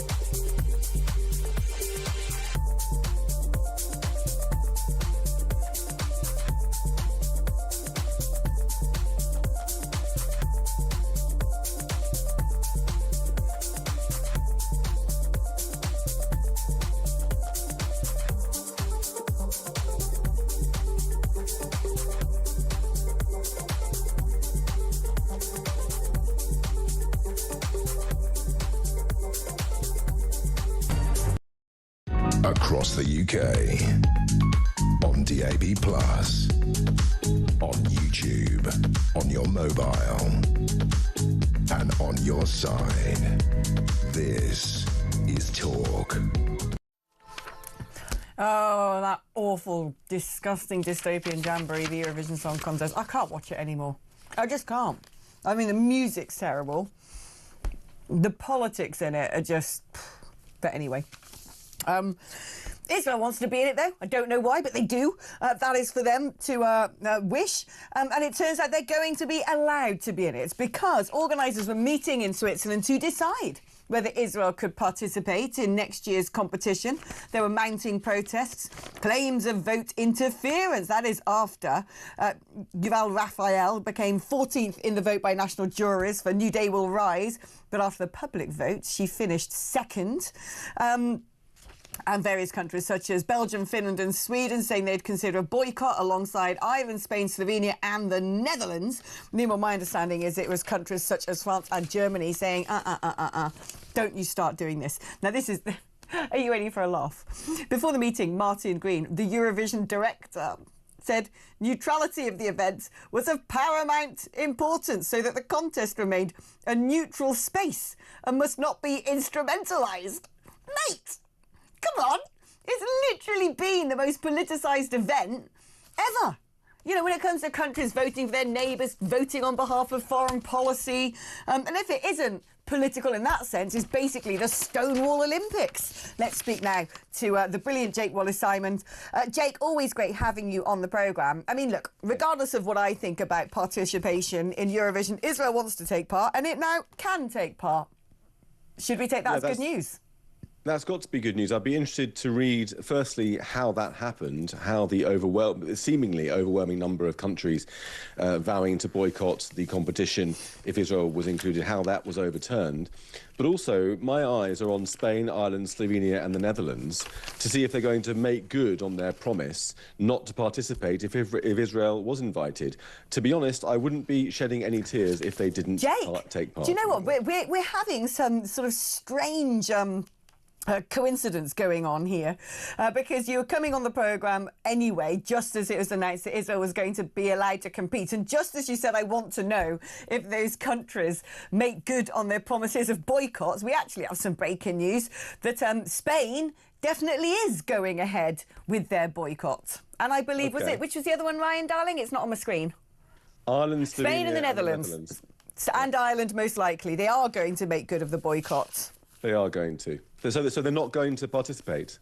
Apparently not. Spain and Netherlands are going to boycott. That much we know. We're expecting Ireland to follow suit. So, no, they're not going to participate. Okay. They'll save themselves a bobble too. Well, I have two words for them, good and riddance. I won't be crying to see the back of them, not that I watch Eurovision anyway, but the point is that as idiotic as all this is, as frivolous and sort of fluffy as the Eurovision Song Contest is, it is watched by 160 million people each year. It has been going for 70 years, and the way in which it's become this hostile environment for Israelis and for Jews really represents what Jews are going through in their daily life in Britain and elsewhere across the West. I mean, just today, this morning, I met a British man who lost his son on October the 7th, who said that he doesn't feel comfortable in Britain, and when he goes to Israel, he feels they can breathe a sigh of relief. That's going to a place that's been at war for 2 years, and he feels happier and freer there than he does in Britain, even though his son was killed in Israel on October the 7th. I also met a student at a British university in London who was born in Israel, studying here, and he said that most of his Israeli student friends pretend they were born in Italy or Spain or Malta for fear of discrimination, because in his experience, during Freshers' Week, he met a girl at a party, said he was born in Israel, and she slapped him round the face. That's what Jewish people and Israelis are facing in Britain. In Britain, 3/4 of people said that Britain shouldn't partake in Eurovision if Israel was included. You talked earlier about how it's the left-wing countries that have been threatening to boycott and the right-wing sound countries have been supporting Israel's participation. Well, where does Britain lie? Britain's been conspicuously silent on this, but the great British public supposedly were as Israelophobic as those in Spain and Ireland. It's interesting. It's interesting you say that, actually, because by and large, the ones who are the noisiest enthusiast about this seem to have socialist leaders, but not all of them. I mean, Netherlands I don't put into that bucket. But what is interesting, and I think we know what is at the heart of all of this, is because, and I'm going to use this as an example, during last year's competition in the Swedish city of Malmo, over 30% Muslim now, it might even be more than that. Thousands of people took to the streets in protest of Israel's participation. I think most of these countries who say we're going to boycott are actually scared of the growing movement of people, you know, augmented by these pro-Palestine rallies who will actually tear the country apart if they don't do something in response to Israel's participation.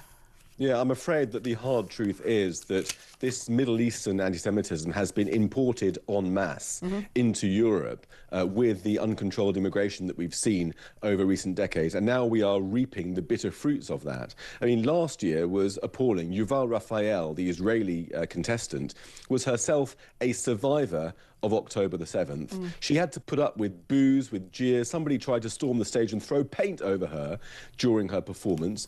The year before that, Eden Golan gave a heartbreaking performance filled with boos and jeers. And the most disturbing part of all of that was that I saw footage of her rehearsing for the performance with members of her own team booing and jeering and throwing things so that she could get used to dealing with it. And then when she eventually did quite well in the competition and returned back to Israel, there was footage of her breaking down in tears as she was greeted by her family at Israel's Tel Aviv airport. So this is the sort of thing that Israelis and Jews have got to put up with, not just in Eurovision, not just in universities in Britain and elsewhere, but throughout society. And the good, modest, right-thinking, silent majority of Britons and everywhere and across the West have got to stand up and find their voices and stand up for against this sort of thing before it's too late. I totally agree. Jake, thank you ever so much. Jake Wallace-Simons there. I went to Israel a couple of months ago. One of the best things I've done in my life. Also one of the most harrowing. I was taken down to the site of the Nova Festival. Saw the unedited. Every time I think about what I saw, the horrible things I saw, it actually brings tears to my eyes. Honestly, we're talking about mental health and PTSD. There were things that I saw and learned and people I spoke to, which really has left an everlasting scar. But also, it's one of the most amazing countries on earth. You know, if you're thinking, where do I want to go on holiday? I want a bit of winter sun. Where should we go this year that we've not been to before? It's a short-haul flight, basically. It's about 4.5 hours. And you can fly into Tel Aviv, which has amazing beaches, brilliant restaurants. It is so cosmopolitan. It's got such a huge mix of people as well. You'll be amazed, right? You'll be amazed. 20% Arabs, but then the Jewish community made up of people of Jewish descent, but from all nations on earth. You've got Ethiopian Jews, you've got German Jews, you've got Dutch Jews, you've got American Jews, you've got Israeli Jews. And then, oh my goodness, Jerusalem, that is the Holy Land. That is all, you know, the reason why in maps you've got the Western world here and the East here. Why? Because Israel and Jerusalem's always been considered the centre of the world and where all of creation began, where religion began.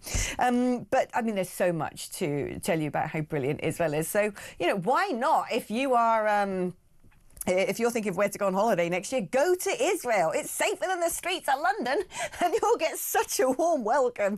You will not regret the decision. And I'm not taking 7,000 shekels from Netanyahu, OK? I bang on about how much I love Lanzarote as well. I don't take money from the Spanish government to promote the Canary Islands. I'm just saying, from my point of view, it would not be a wasted trip.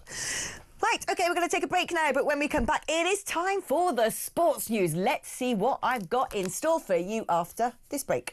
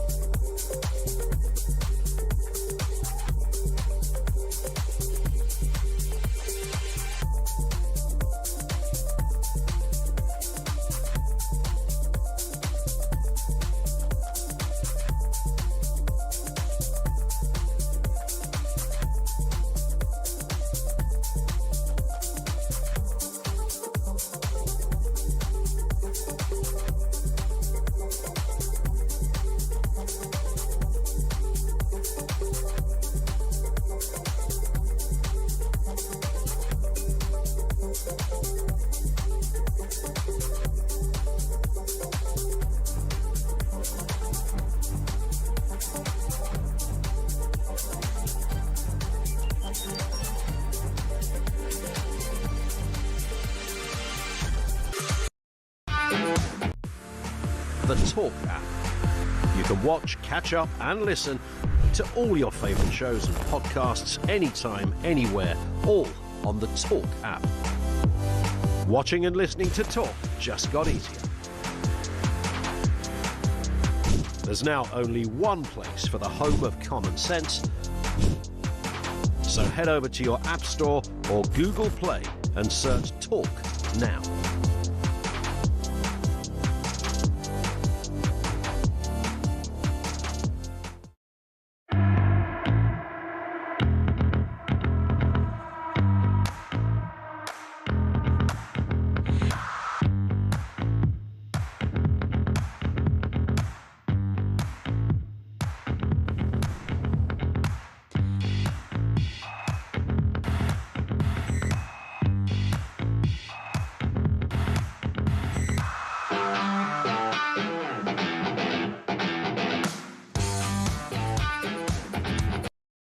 Across the UK, on DAB+, on YouTube, on your mobile, and on your side. This is Talk. Hello, and I've just been informed by the brilliant Jake Sanders, sports news editor, that it's been a good day in the cricket. Tell me more. It has been a good day in the cricket, and it's been a day that England fans have waited for about 12, 13 years. Joe Root. Root! I know that, because I went to the cricket once and I heard it. Those were the roars when Joe Root finally scored 100 in Australia. There was much talk about Root. He scored hundreds all around the world against every nation apart from Australia, so he's finally completed his batting CV. So this was the match that everyone was sort of telling me, ominously, that it was in the Gabatoir. Yes, and that we'd never won there, and that, you know, they were basically going to be lined up and massacred. So what did happen in the end? So yeah, it's also a day-night match, which means they use a pink ball, which is very unique, not happened many times in Test match cricket. England got off to a really bad start, 5 for 2. Joe Root came in about 10-15 minutes into play, and he was there at the end. 325 for 9. Him and Jofra Archer put on a good partnership. So England are in quite a healthy position heading into day 2, which starts in the early hours of Friday. Do you know, this is the thing about cricket. I feel like sometimes you need a degree in maths to be able to work at, like, there's batting averages and innings and overs, and I don't know. It is a bit of a maths lesson, especially in Test match cricket. It lasts 5 days and there's 2 innings and there's a lot going on. There's strike rates and averages, and as you say, there's a lot of numbers. If you put on a cricket match, there are a lot of numbers going on. There's always a lot of numbers, and some people don't even sort of watch it. They just listen to numbers or read numbers in newspapers and just, like, you know, they understand what's going on in the game. And every time I've watched it, there's always sort of brilliant things that the ball's bouncing here and then it's clipped there and it's going to go there, and the type of spin. It is basically like, you know, maths, geometry, physics. It's very complicated. It's not like many other sports. There is a lot going on, but Root getting 100 is sort of the main number you need. Everyone needs to worry about today. A nice simple headline that I can understand, even little old me. OK, right, I'm going to read from my cheat sheet here. More Premier League action tonight at Old Trafford. Who do Man United face? Man United face West Ham, and they round off this week of midweek fixtures, and it's a big game for Man United because they lost their last home game. They've been on a good run of form after a pretty wretched year under Ruben Amorim. They can go into the top 5 today. As I say, they lost at home last week. They won at home Sunday, but they're generally a bit flaky. But West Ham, who they face, are a bit flakier, so they should have enough to win tonight. Yeah, do you know, I love it when sports presenters come in and they make their predictions, and then next time I see them, it's like, you were wrong, weren't you? So I wouldn't be against if they're wrong. It would be a good story if they were wrong. So hopefully I jinx it. Where are they in the West Ham are either 17th or 18th. I think they're in the relegation zone, West Ham. So it's even a bigger game for West Ham. 18th, there you go. Ryan, literally, my producer on Drive, is like some sort of, I don't know, it's like a robot. He is like Grok in human form. Just in the middle of talking about something, I'll just ponder something or get something wrong, and there's his voice in my ear. I actually am going to check his back for wires later. I'm beginning to think he's a Borg. OK, so Arsenal won again last night, but they have some worrying injury news. Oh, they beat Brentford. That's right. I was being told by good old Scoggins yesterday about Brentford, and I didn't believe they were actually a football team, but apparently they are. They are a football team, believe it or not. And yes, Arsenal beat them quite predictably. 5 points clear at the top again. but they got a massive game against Aston Villa, who are also doing very well in third place. But they got a few injuries. Mosquera, a centre-back, who I'm sure you've got absolutely no idea who he is. Declan Rice. Mosquera. You heard of Declan Rice? You must have heard of Declan Rice. Anton Deck. Declan Rice, England and Arsenal, big star at the moment. This could be a really fun game. Have you heard of? And it'll be no to all of them. You might have heard of Declan Rice if England win the World Cup next year. Okay. But he got injured. He got a calf injury. He's expected to be fit, but they've got quite a few defensive injuries. They were built up this year as this is going to be the year that Arsenal finally do it. They spent a lot of money, but injuries are starting to creep in. So it could be quite a difficult period with loads of games over the festive period. Who knows how Arsenal will react. Can't wait. Their manager Arteta's moaning about the schedule already. So... do you know, when it comes to football today, I know Marcus Rashford because of school lunches. There's one that looks a bit like a Viking, who I keep seeing about the place, and I think he's supposed to be quite good. And there's that man called... Is that Erling Haaland? I don't know. He looks like a Viking or something. He looks like that guy from The Hobbit, you know, the blonde hair. Yes, that will be Erling Haaland. Right. And then there's a guy called Ange who seems to manage every single football club that exists. Yes, Ange managed my team, Tottenham, but he's been sacked twice and he's currently probably in Greece somewhere now, enjoying his payoff from 2 clubs at the same time. Well, good for him. I wonder if he's got space in his suitcase next time he wants to go on a holiday. Jake, thank you ever so much. Jake Sanders, ladies and gentlemen. Now, I want your messages to keep coming in, and let this be your muse. Remind yourself of what Nigel Farage had to say about the BBC earlier today. Whilst Nigel stood out, he was neither aggressive nor a racist. If I can help in any way, let me know. And I've had plenty of those messages over the course of the last few days, and I'm sick to death of the double standards and hypocrisy, above all, of your organisation. And what happened on the Today programme this morning was a complete bloody disgrace. Next, Sam Coates from Sky News. No, I'm done with you, thank you. My question was, he said they were lying. I mean, it sounds like... Sam Coates from Sky... I'm really, until you apologise for all of your output, your appalling output, at the same time that I'm accused of saying these things which I deny, I'm not speaking to you, all right? I actually want to know which poor BBC correspondent was taking the brunt on behalf of the entirety of Auntie for that. I hope it's not Chris Mason. I rather like him. Anyway, Richard says, I watched Nigel live, loved it. If I could vote twice now, I would. More of this from Nigel, please. He's definitely being more assertive. Nigel Farage doesn't take the public for idiots, unlike the Labour Party. We're all so sick of the left wing across the board. Keep your thoughts coming in. 03444991000 is the numbers for WhatsApp. 87222 if you want to send me a text. Right, talk before your message. I'm back just after this.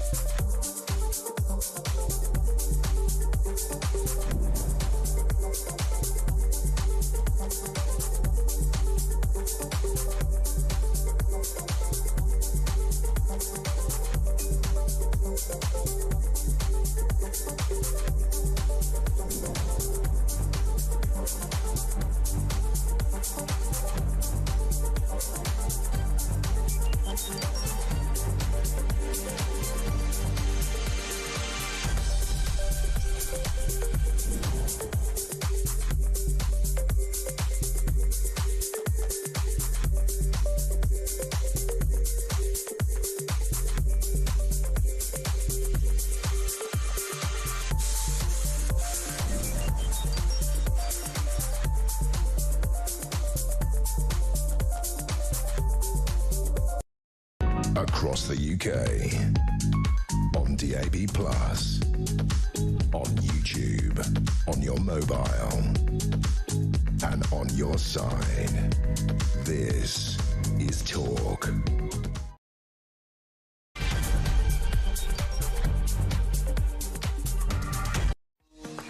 There we go. Back we are at the final hour of Drive. I've had a lovely show so far. Thank you ever so much for keeping me company if you have been with me thus far. And whatever you're doing, if you're driving your car, I've got myself into a situation now, don't I? Because it's all starting to rhyme. I feel like I have to maintain it and I don't want to. It's too much pressure live on air to basically invent a poem. But anyway, thank you for staying with me. And if you've only just joined me, welcome aboard. You can use the Talk app to go back and watch the whole thing from the beginning, or indeed catch up with us on YouTube.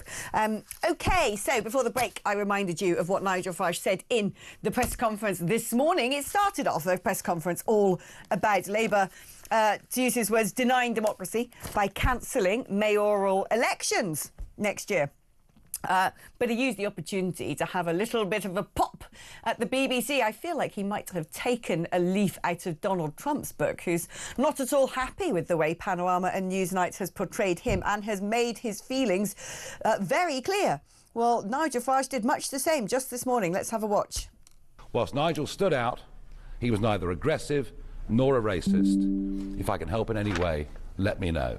And I've had plenty of those messages over the course of the last few days, and I'm sick to death of the double standards and hypocrisy, above all, of your organisation. And what happened on the Today programme this morning was a complete bloody disgrace.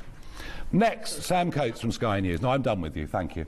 My question was, he said they were lying, and it sounds like... Sam Coates from Sky... I'm really, until you apologise for all of your output, your appalling output, at the same time that I'm accused of saying these things which I deny, I'm not speaking to you. All right?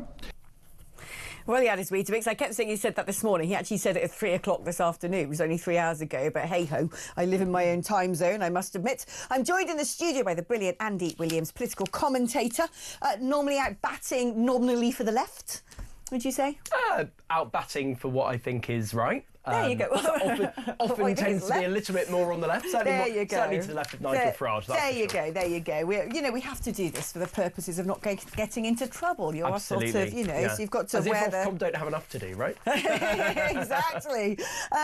So let's start off actually talking about Nigel's response to the BBC. Yeah. And your feelings about what has gone on here. Because, look, I think that the way we regard this will probably reflect on the way that we might feel about the political party and the person in question.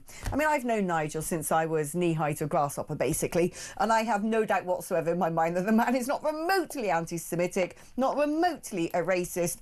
Was he likely a bit of a rambunctious teenager? Probably. But also, as someone who got bullied at school myself for a period of time, if someone said to me, oh, what did such and such say and do to you when you were in year 7? And that was, what, like 30 years ago? Less than that.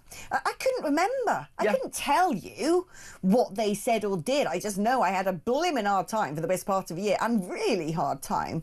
So I find it all sort of worryingly convenient that a sort of, I'm assuming, a very left-wing theatre director who's done work for the BBC has suddenly popped up with a dictaphone-style memory, able to report on verbatim things that Nigel Farage said and did in the school playground. But also, I did a little audit of BBC headlines, and I used as my 3 search terms the names of prominent politicians, the names of particular stories, and then BBC to see what coverage was like.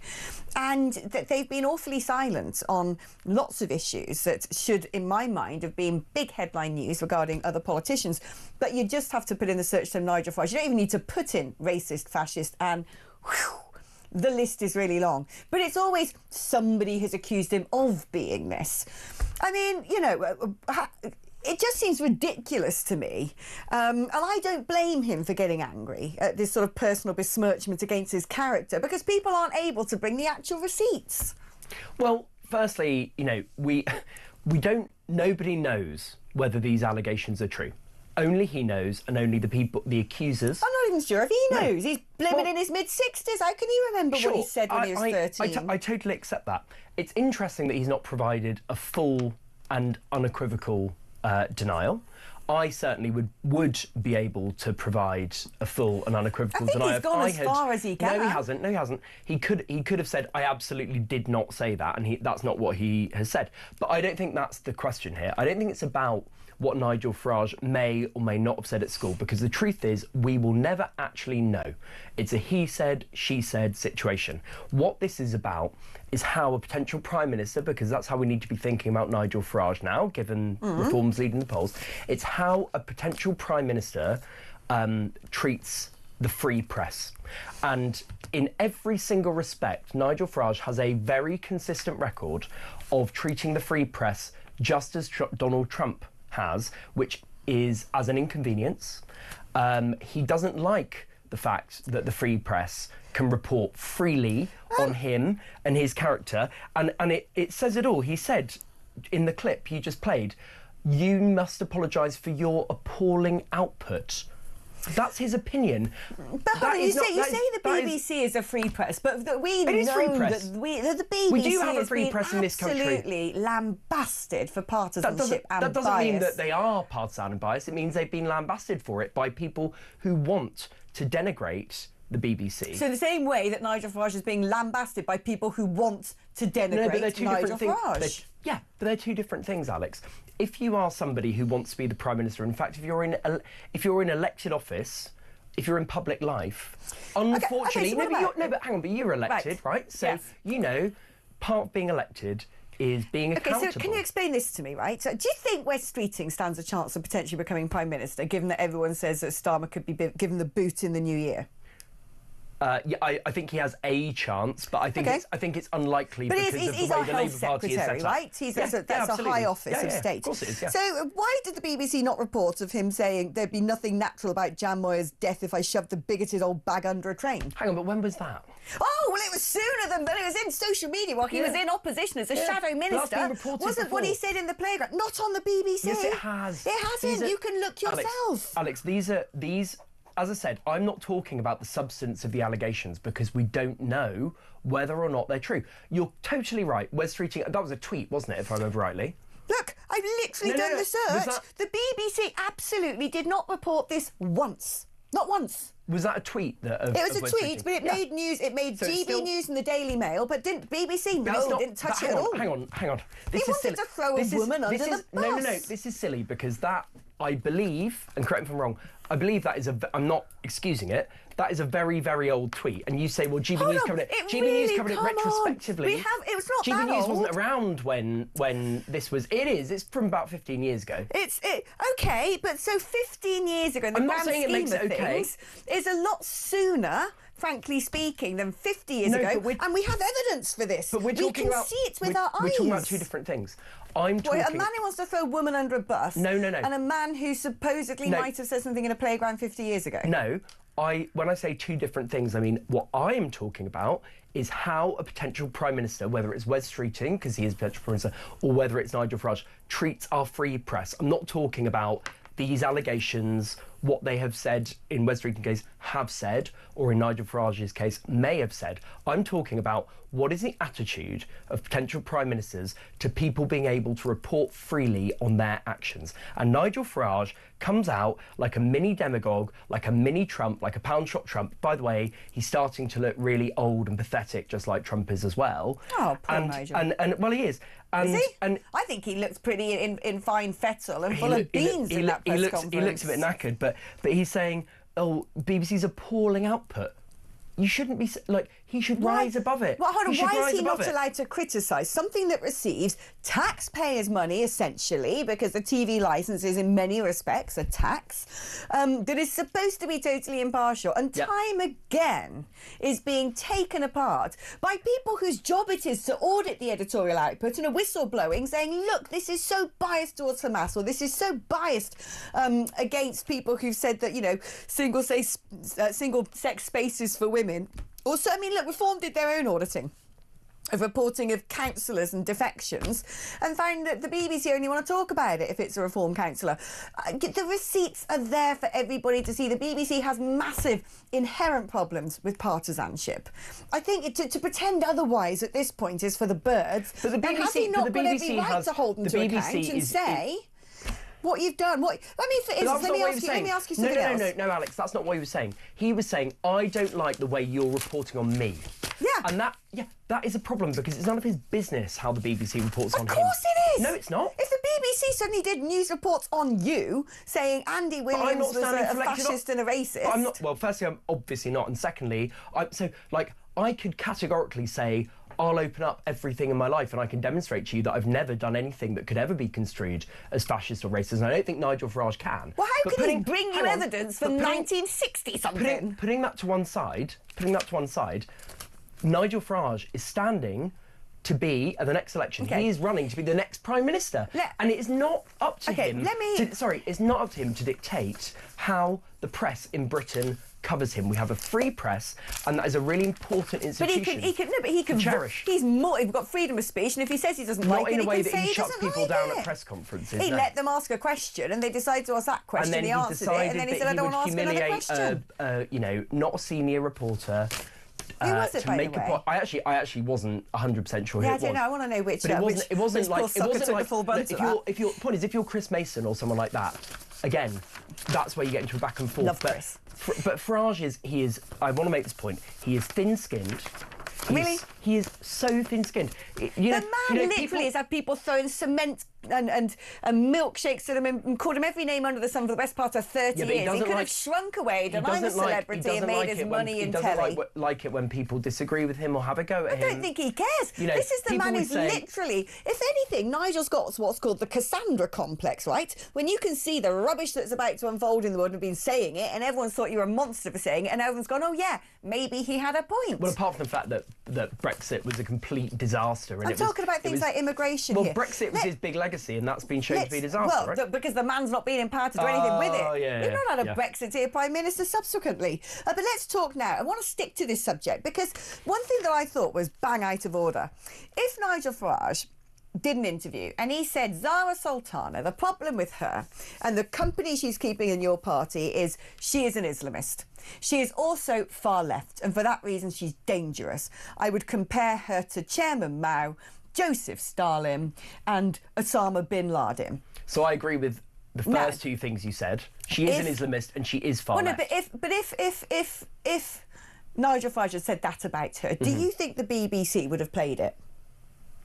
Yeah, I think they would. I mean, that's newsworthy, and they reported on your party's conference and how completely mad and insane it was. I mean, I'm sure you saw the speech where Zara Sultana stood up and said we should nationalise everything, including food, food production. That was like an interview of Owen Jones. The two of them looked like they were at some sort of low-grade technical college doing an NVQ in media studies. But like she's outflanked Owen Jones and Ash Sarkar and all of these guys far to the left. She's far to the left of Corbyn. Yeah. I mean, this is actually the problem with your party is that we found someone who is to the left of Corbyn. But you've got people going up to Corbyn and saying, you're not really pro-Palestine, are you? It's like, what? I think when people keep things concentrated on politics, fine. We should all be able to critique people's politics.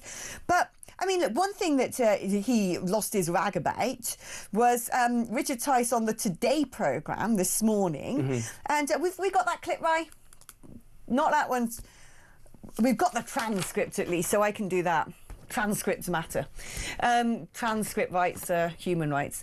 Hitler was right, is essentially what Emma Barnett asked Richard Tice. Basically, when he said that, thinks is all made-up twaddle, Emma Barnett essentially was comparing Nigel Farage to Hitler, and he was supposed to be going on talking about... Well, saying that other people were. No. Supposed to be going on talking about the fact that the Labour Party cancelled elections, for crying out loud. Come on. No, I don't know what question you're asking me now, because I do two completely different things. Are we talking about the elections thing, or are we talking about Emma Barnett's interview on the Today let's talk about the Emma Barnett's interview when they were supposed to be talking about the elections. Right. Which is a very important topic, which we will also talk about.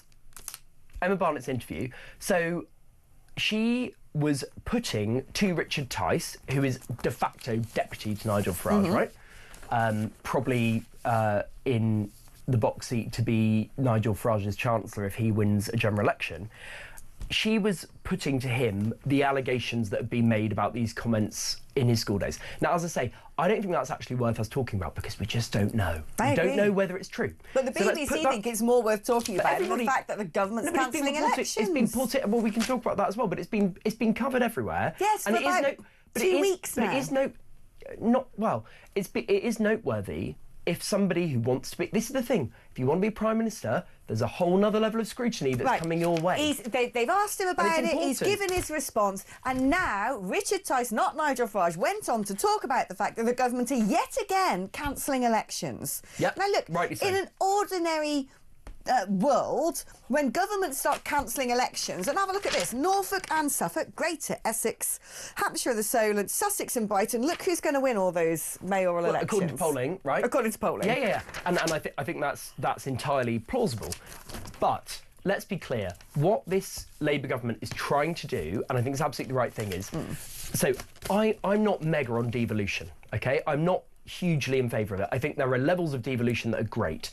Like, I think it's absolutely right. We have a Scottish Parliament, a Northern Irish Assembly and a Welsh Assembly. I think that's good. Oh, I'd get rid of a lot of it more, myself. well, fair enough, but I wouldn't. But I think anything further than that, and I know some people who are like, including many people in the Labour, on the Labour front bench, who believe in really radical devolution, like all the way down to towns and cities, etc. I don't. I actually think the more levels of government you have, the less accountability you have. Yeah. So the quid pro quo there is you have more concentrated power, arguably bad, but then you have more accountability, good.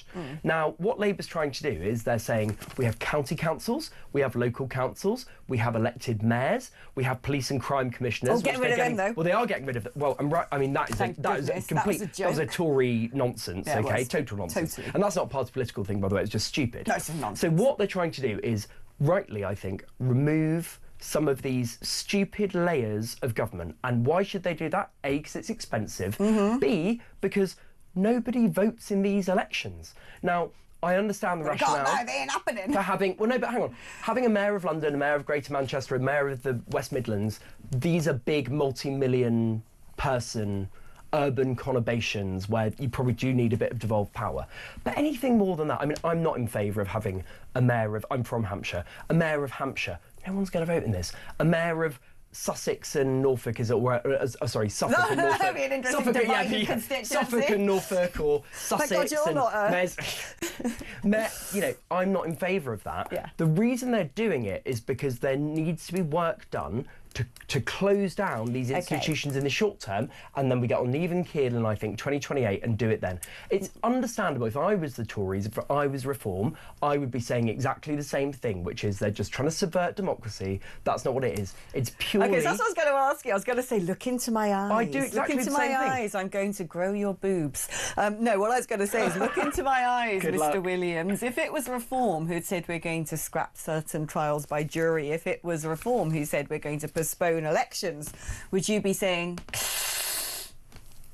No, I know. I mean, I would be coming on and looking at it in terms of the facts. What I'm saying is that if I was Reform or the Tories, I would be saying exactly what they're saying now, which is, oh, this is And a if it was the other way around, the Labour Party would be saying Of course about they Reform. would. It's But the reality is, politics. actually, I think this is perfectly sensible. Let's get rid of all of these county councils. I wouldn't have the mayors, but really... Who in this country, I'd love if anyone's listening who wants to phone in and say, I really need to vote on the Mayor of Hampshire and the Isle of Wight next May. Hold on. And if I don't, it's not democracy. Hold on, wait, hold on. I'm going to find you. There won't be one. There will. Jason in Portsmouth. Hello, Jason. He says I went to the Portsmouth Reform event last night. Right. It was a great evening. I was surrounded by decent everyday people from all walks of life, all ages and backgrounds, and not a far-right nasty party. The Rear Admiral Chris Parry gave a speech announcing he was standing to be Mayor of Hampshire. What an outstanding and formidable man he is. No wonder Labour cancelled the elections. So there you go. Somebody was excited to go and vote. Well, there we go. Oh, sorry, mate. Someone is. No, before I I let look you forward go, to the 12% turnout in that election. before I let you go, do you know what if Reform Rocket? There's like a massive turnout because they managed to gerbil in public support. By the way, It'll be Russian interference. I've no doubt Reform will win. It'll be I'm Russian not saying they interference won't. I'm at just that saying no point. one will vote. That's all. Well, I don't know. You never know with They these won't. things. Do you know we've got to go to break? Before, I'm going to give you 20 seconds. Because I want to know what you think about all these celebs setting up their little organisation to not vote Reform, the Together Alliance or something. I've got to be honest, I haven't seen the story. So Oh, great, there you go. That saved us time, bunch of didn't it? celebrities have look, if you have a platform and you're famous, do what you want with it. It's up to you. I don't think it helps the cause. In terms of, there's a very easy response, which is look at all of these privileged, wealthy lovies. I don't think that helps, right? Like, of course. But when they start campaigning against a political party, is that weird? No, I think it's up to. I mean, look, And, in and America, especially if they're backed by all the unions and Labour Party members, is this? this not happens. just This happens I all know the it time does. in America. Yeah. And Oh, I know. don't think we should be going down the route of No, I American don't. politics for all sorts of reasons, right? So, look, I'm not comfortable with it, but equally, if you are a celebrity who happens to have political views, then choose your own adventure. I agree with you that actually what it does, it concretises the general public against what they're saying by and large. Andy, thank you ever so much. I've detained you much longer than I should have done, but it's always wonderful to have you here. Nice to meet you. I'm going to grow your boobs. I'm going to grow your boobs. Anyway, we're going to an advert break.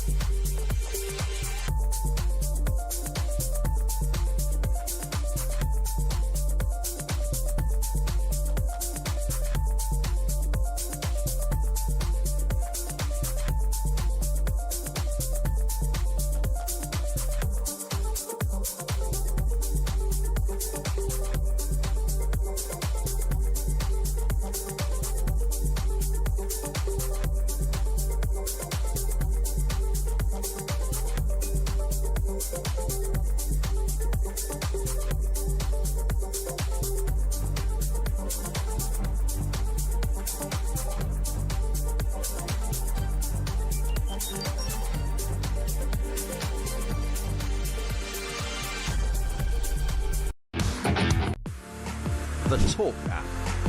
You can watch, catch up, and listen to all your favourite shows and podcasts anytime, anywhere, all on the Talk app. Watching and listening to Talk just got easier. There's now only one place for the home of common sense. So head over to your App Store or Google Play and search Talk now.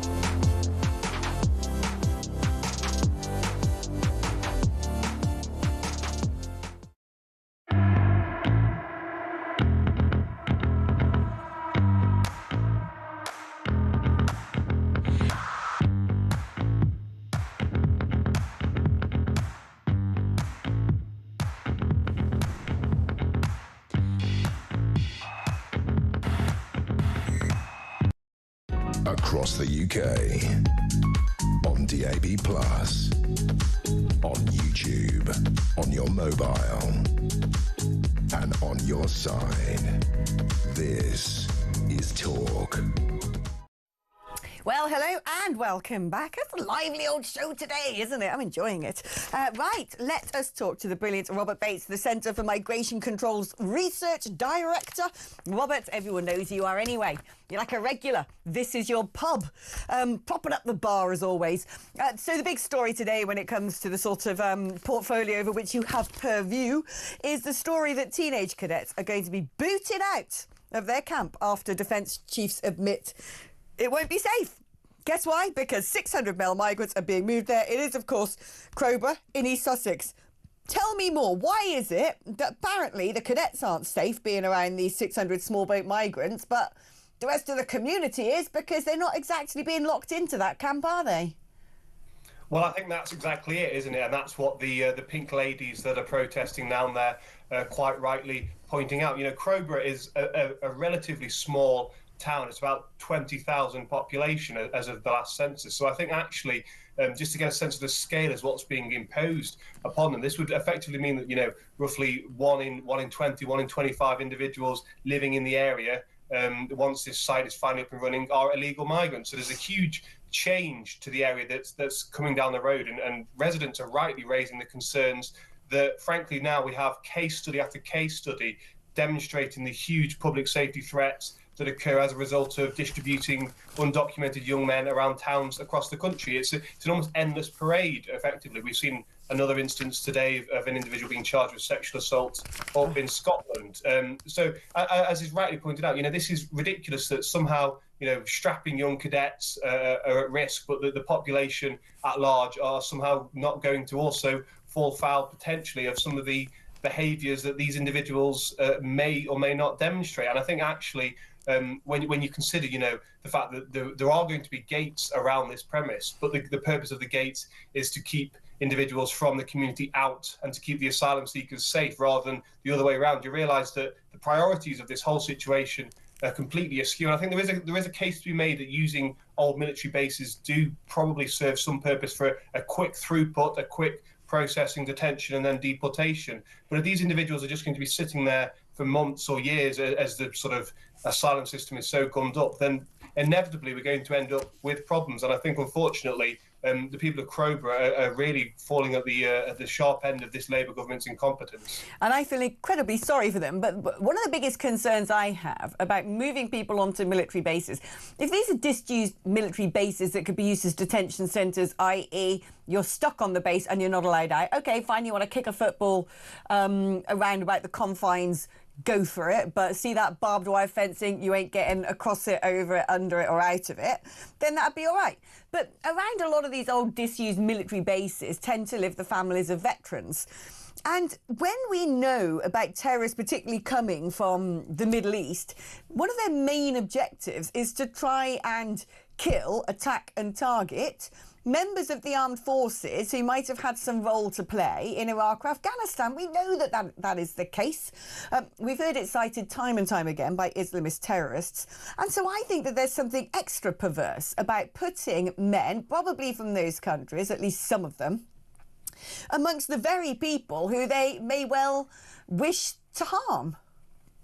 I think perverse is probably the right word, actually. And of course, those areas where a lot of veterans do live often have sort of community based around the sort of recognition of the service that has been taking place as well. And it's a part of the identity of the town. You know, we're constantly told, oh, well, we have to take these individuals from places like Afghanistan because it was us that destabilised them. But, you know, the very obvious counterpoint to that is, well, if an individual is coming from a country and believes that the British state has destabilised his own country, then he's not going to come with the best attitude towards this country. And I think, you know, we do need to detain these individuals in some place. And I think the best bet, if it was done properly and the Labour Party actually showed any sense towards this issue, would be to put those fences around and to make sure that individuals aren't able to leave. I think, unfortunately, this Labour government has got so obsessed with this mantra of closing hotels by the end of 2029 that it's prepared to effectively just cobble together whichever premises it can get its hands on. Of course, we also know, as an interesting point that came out last week, that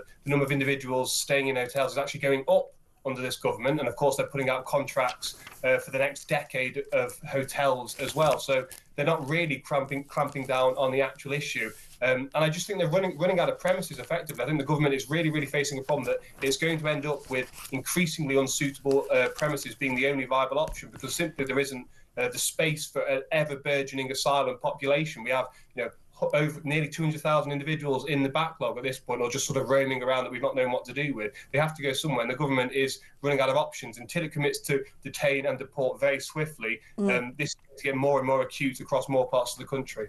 Oh, I know. I've summarised earlier that this government are co-participating in acts of grey zone warfare against this country. I don't suppose, to throw you a curveball, you happened to see the story about the deportation centre in Scotland? No, I did not. Oh, it's not on my list, so it's not necessarily on your list, but I'll tell you what it said, basically. I wish I could find it. But I read earlier on, when I was sort of like scouring through the papers, that there's a deportation centre up in Scotland, and it's been given by the sort of, deportation centre watchdog, really good rave reviews, because it's been offering its inmates, and this is a deportation centre, i.e. you came in illegally and you've got to leave. It's been offering its inmates, or its residents, as they're probably called, spa days, lessons, bingo. I mean, all these wonderful activities. It's great because it's got a doctor on site, a dentist. I can't remember what else was in it. I read it and I was like, this is better than Butlins, for crying out loud. I mean, what are we doing? This is crazy. Well, exactly. If I broke the law and broke into another country and had to be deported, they ain't giving me yoga lessons and hairdressing and, opportunities to play bingo and, educating me a bit further before they send me on my merry way. I'll be shackled somewhere. Well, I think it's also worth noting as well that because of our current situation with human rights laws and judicial review and asylum appeals and stuff like that, just because an individual actually ends up in a deportation centre ready to be removed, you think, right, the bags are packed, they're on their way. But actually you get so many sort of frustrating processes, and because of certain case laws that existed from the 1990s, actually an individual, if they're not going to be deported within 2 weeks, will often be able to just sort of be let go from the detention facilities as well. So it doesn't surprise me at all to hear about this, because frankly, actually what we've done is we've gold-plated so many of the legal obligations that we have under human rights conventions and whatnot, that effectively we end up just throwing as much money as we can, as much glitter, as much fun at these individuals as possible, in the hope that actually we just sort of satiate these open border fanatics that, if there's any sense of unfairness or improper treatment, will scream Bloody Mary. So we're almost jumping at shadows when it comes to how we handle these individuals, and we're far too generous. You can say that again. Always great catching up with you, Rob. Let's do it again soon. The brilliant Robert Bates there. OK, we're going to take a small break now, and then I'm going to be joined by the night news editor himself, John Lucas, to tell us what is in The Sun tomorrow. That is coming up after this.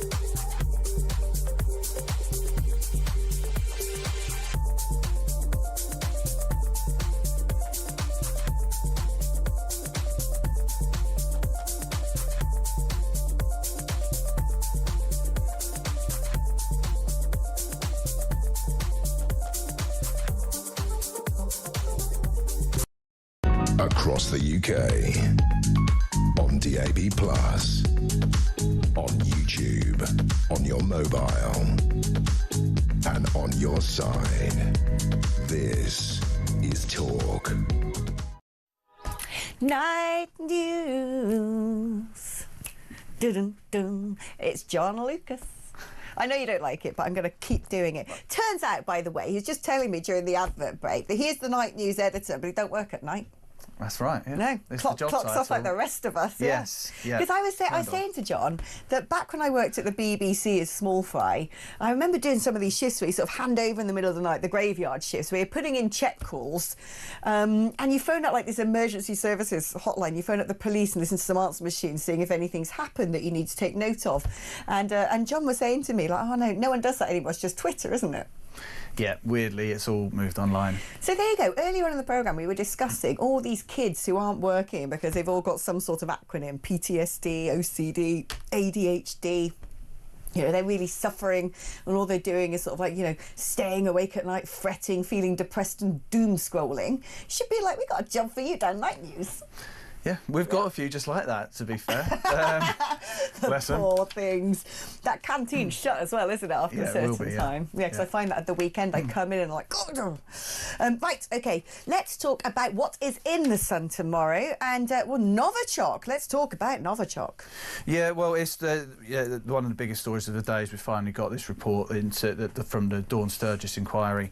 It's cost about £8.3 million to investigate this thing.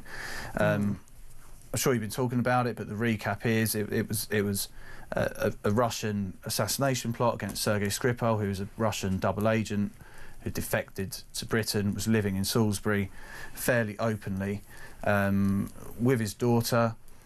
We know that these Russian spies were able to very easily find his house because it was on the electoral register, and they smeared his front door with Novichok, this incredibly potent nerve agent, which thanks to the very hard work of the doctors and nurses who looked after them, miraculously saved their lives. Unfortunately, a few months later, the partner of a woman named Dawn Sturgis was out bin dipping. He thought he'd found a lovely gift for her, a bottle of perfume, but it was in fact the remnants of this nerve agent that they're just very recklessly discarded in the bin, as this inquiry's found. And what the inquiry says is that this could have killed thousands of innocent people.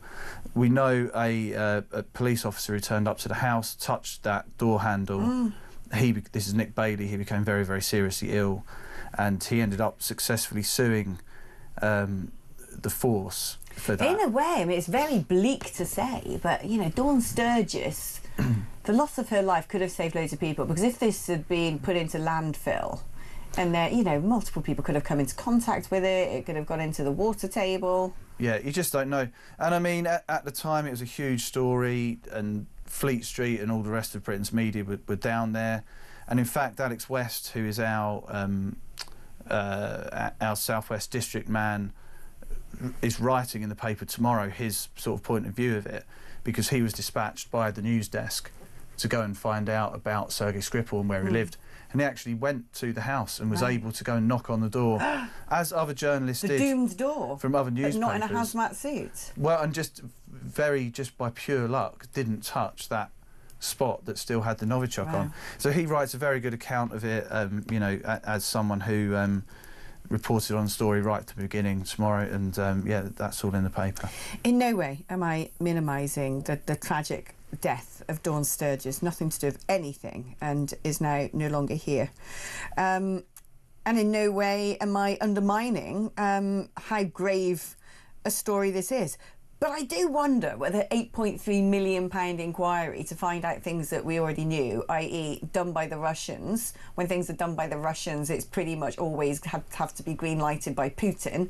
And guess what? They're really bad. And guess what? They didn't mind the whole world seeing that they had done it. It's not like they did it in a sort of, you know, clandestine way. It's like, oh, look, Novichok, something that we make. Bam, there you go.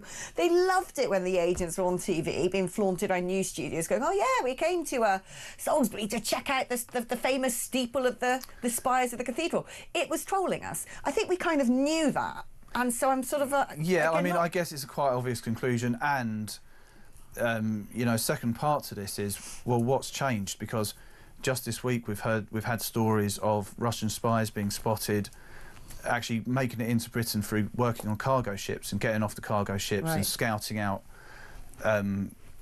military locations in Britain. So, you know, how many of these sort of people make it into the UK and are able to spy on us and potentially plan assassination attempts like this? So that, I mean, that is a point that that Dawn's family have made, actually, is that we were hoping to get answers from this inquiry. I think the sort of gist of what they're saying is, we've got answers, but we sort of knew that already. What we need to know now is that this sort of thing can't happen again. Do you know what? They'd save a lot of money either by having an inquiry into whether we should have inquiries at all, or just setting up the department for inquiries and staffing it full-time year round, you know? Yeah, well, you could staff it with some of Britain's top QCs, and then I'm sure, Casey's, my darling. The Queen is a long true. time dead now. Good point. Right, let's talk about Army. Oh, my goodness. I mean, it's not a surprise story, is it? This happens every single winter. And yet, you know, one winter there is going to be the flu, the big one. Well, but the problem we're facing now, so what we've had a warning from Sir Jim Mackey, who is the CEO of NHS England. He says... Oh, for now, he's still there, is he? Thought that thing was supposed to have gone. So he's saying that we could potentially have a record-breaking flu season. So already patient numbers are up 50% higher than this time last year. It's tenfold on 2023. Next week, we think there could be between 5,000 and 8,000 beds occupied. Now, the reason this is potentially worse than before is because we know we've got a looming doctor's strike. I know, so evil. In the week before Christmas, when we're likely to have even more people in hospital if this plays out as they say. And Sir Jim's saying, look, there's a genuine feeling of anger, frustration, exasperation. Why are they doing this? He, as he says, he does say, that the quote is, he does say it's a cruel action to take. And he says it feels calculated to cause mayhem at a time when the service is really putting out all the stops to try and avoid these sorts of problems and keep people safe. So, yeah, you know, it's not about fear-mongering, but it's a very clear warning that we're going to potentially have big problems. We had stories today about people going to, as you always do at this time of year, they put out these warnings. Why are you turning up to A&E with hiccups and all the rest of it? But unfortunately, every day people have issues they need to go and see a doctor for, and they will turn up to A&E. Yeah, they can't get to a GP normally. Exactly. And then, oh God, I'm going to be accused of being some sort of xenophobe right now, but I do get the impression that there's a vast number of people who go use the emergency services in this country from other countries because they don't really understand, A, that A&E isn't just sort of a drop-in centre for whatever your need may be, but also, I used the example earlier of a good friend of mine, a Ghanaian guy, who I met when I was at journalism school in Wales. And one night he phoned me up and he was so worried because he had this thing he's never had before, he couldn't breathe. And I was like, what's up, crazy? And he didn't say his name. What's up, mate? And he said, I can't breathe. I can't breathe. My nose is like, I can't get air into my nose. I'm like, you've got a blocked up nose. He's like, yeah, I know, I can't breathe. And it dawned on me because I knew him because I used to live in Ghana. And when I lived in Ghana, I remember once like lying on my bed and thinking that the ceiling fan was like the opening scene of Black Hawk Down, and I had all these funny lumps on my leg, and I said, what is going on? And I had tick fever, typhus, and as well as mixed in with a bit of malaria. And having a fever, like a proper tropical fever, is not something that we have really in the UK. And so when you get that, and I had amoebic dysentery in Kenya as well, that does not need describing. But I was having a series of problems, and a guy at work to me was like, oh, Alex, you've got an amoeba. And I'm like, is that what that is then? He's like, yeah, you just need to go to a pharmacy and get, 2 tablets and it'll go. And I said, oh, blimmin' heck, 3 months of my life. I mean, it's nature's own Ozempic. But the thing is, when you are in a foreign country, very often the things that you're faced with are completely alien to you. They're not symptoms that you recognise. And I think that we have something going on in the UK as well, where people might be getting a cough and a cold from countries where, respiratory viruses aren't really common currency. Anyway, I digress. let us talk about this trigger warning about a stage adaptation of Silence of the Lambs. That's a daring stage adaptation. Yeah, I wouldn't mind going to see this actually. Yeah, I'll go with you. Yeah, if you like, we'll find it. But you've got to be prepared because there might be some scary, violent stuff in this play. Yeah, it's a stage adaptation of Silence of the Lambs. It's going to be touring across the UK. But as ever, there's a trigger warning for people who somehow don't know what they're doing in their day-to-day lives. And if you're worried about scenes of threat, violence, murder, who knew that there was murder in Silence of the Lambs? Sexual references and harassment. We won't go into if you've seen the film. Let's not talk about that bit. And but mutilation, body horror, and the use on stage of prosthetic, fake body parts are going to be scattered around. And if that doesn't appeal to you, don't go and watch this. But it's ridiculous. I mean, people are online saying, you know, what are they going to use? Prosthetic limbs, what are they going to use? Real limbs, this nonsense must stop. It would send Hannibal Lecter mad. I tell you what would be madder. really creepy though, if they actually went down the butcher's and sort of like, you know, pulled out some sort of, you know, blooded lamb leg. Yeah, string of sausages as the intestine. Anyway, right, let's not go. Yeah, I mean, it is this sort of the trigger warning. Where did that go? Is it genuinely because businesses are worried about getting sued or something, or is it just what people do? I don't know. I think it's become a thing that you just have to warn people in case somebody complains, but it's madness. We're all grown-ups going about our business. We didn't need this 10 years ago. Why do we need it now? And I can understand a bit more why someone might have a warning. This play might have scenes of violent nature when it comes to a stage adaptation of Silence of the Lambs. What I can't anticipate in the trigger warnings is the idea that a Christmas jumper might set someone off. Yeah, Christmas jumpers. So they could be on the way out if this trend continues. So HSBC has decided to ban its staff from wearing Christmas jumpers this year. And we know it's a big national thing now, isn't it? Christmas Jumper Day. And there's, you know, it's a massive industry. HSBC do not want their staff wearing Christmas jumpers. They want them to be serious, sensitive, smart at all times, wearing their official uniforms. Now, I think people listening to this might go, fair enough, because I'm kind of, you know, Christmas jumpers are getting a bit pukey now. I'm like, oh, for God's sakes, come on, we're not all in love, actually. And, you know, I quite like the idea of professional companies bringing back, you've got to wear a tie to work and do like that. But that ain't why they're doing it, is it? Well, look, it's a talker. It's what we say, it's a talker. HSBC say it's not anything to do with cultural sensitivities. We want our staff to celebrate Christmas. What we don't want is someone coming in, a customer coming in, and they've got to close a loved one's account because of bereavement, and they've come face to face with a staff member wearing a ho ho ho jumper. But the staff themselves aren't really very happy about this. They've gone to their sort of in-house union people that, you know, they're not happy. They want to be able to... They're going to the unions because they can't wear a blimming Christmas jumper, they want to wear, crying out loud. Exactly. It just gets worse. They want to wear their Christmas jumper, and, you know, we've had Toby Young from the Free Speech Union give us some quotes to this. Was he wearing a Christmas jumper at the time? Do we know? Well, I don't know. I think it's a bit... I mean, personally... Do you have one? Christmas jumper? I'm not a Christmas jumper fan.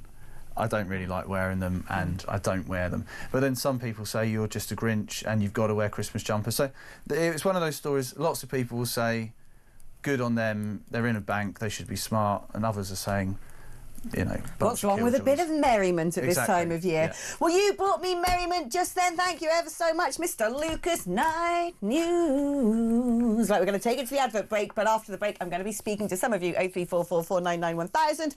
The number, if you'd like to get in touch, you can WhatsApp me on that. You can send me a quick voice note on WhatsApp. Turnaround time a bit tight, but let's see what we can do. 8722 if you want to text like talk before you message. I'm back to read your messages and chat to some of you after this.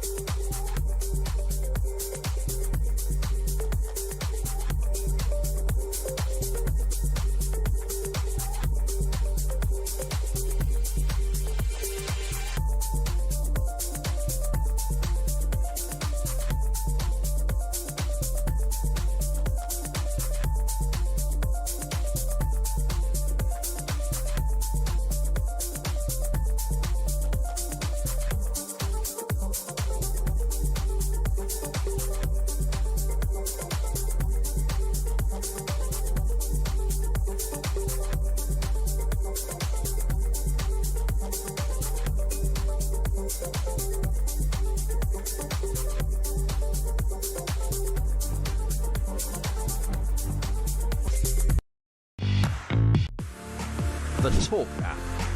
You can watch, catch up and listen to all your favourite shows and podcasts anytime, anywhere, all on the Talk app. Watching and listening to Talk just got easier. There's now only one place for the home of common sense. So head over to your App Store or Google Play and search Talk now.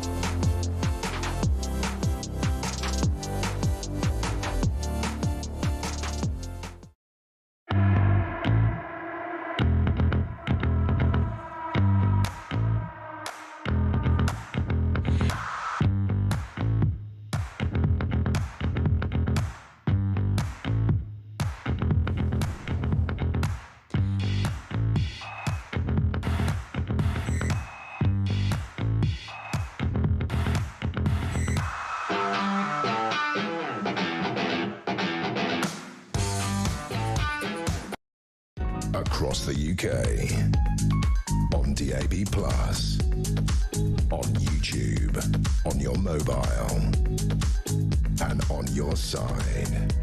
This is Talk.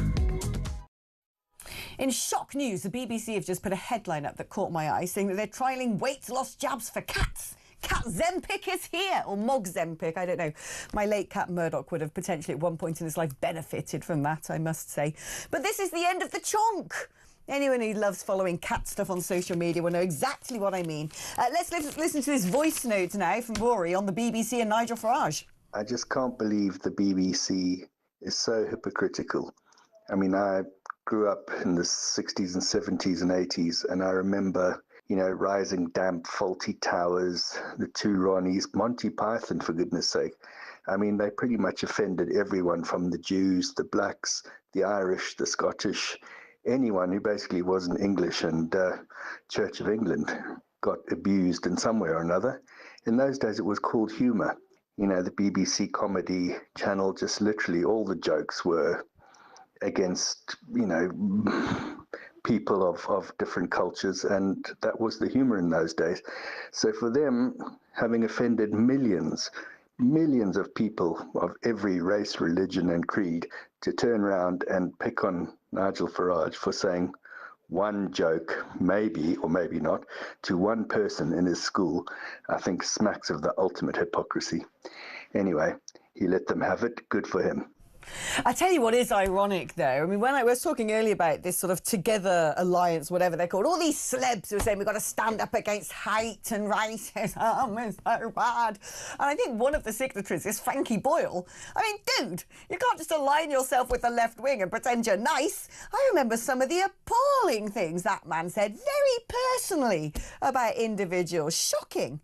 Anyway, the thing is, if you're on the left, you can say what you like because you don't mean offence. If you're on the right, you know, don't even open your mouth. How dare you breathe? Let's speak quickly to Miranda in Cumbria. Hi, Miranda. Hello. I was just watching an interview with Andy Williams, and I watched Nigel Farage in his press conference this afternoon, and just the BBC, ITV and Channel 4, everything they say is so politically motivated. And the anti-Semitism which has come from the BBC with regards to Glastonbury, just the rank hypocrisy of it disgusts me. And I think it disgusts the general public as well, because it's actually insulting to them, because they just assume that we're all Luddites and we don't see what they're doing. It's just horrendous. And the same with Hermer. Hermer trying to chastise the 13-year-old self of Nigel Farage. Only his mother can chastise the 13-year-old Nigel Farage.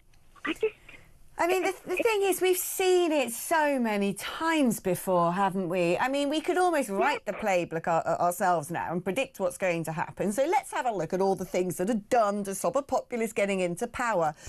First of all, you mess about with the franchise. You make sure that you've got more of your voters able to vote than they've got more of their voters. It's basically part of gerrymandering. So this is what they're doing. They're moving the borders around. They're cancelling elections. They've given 16-year-old the votes. The next thing is going to be all EU nationals. Anyone who turned up yesterday, if you live in a migrant hotel, you get to vote as well. I do believe that that's going to be the next game that they play. Then, of course, they do the demonisation, which is you're a racist, you're dangerous, you're a monster.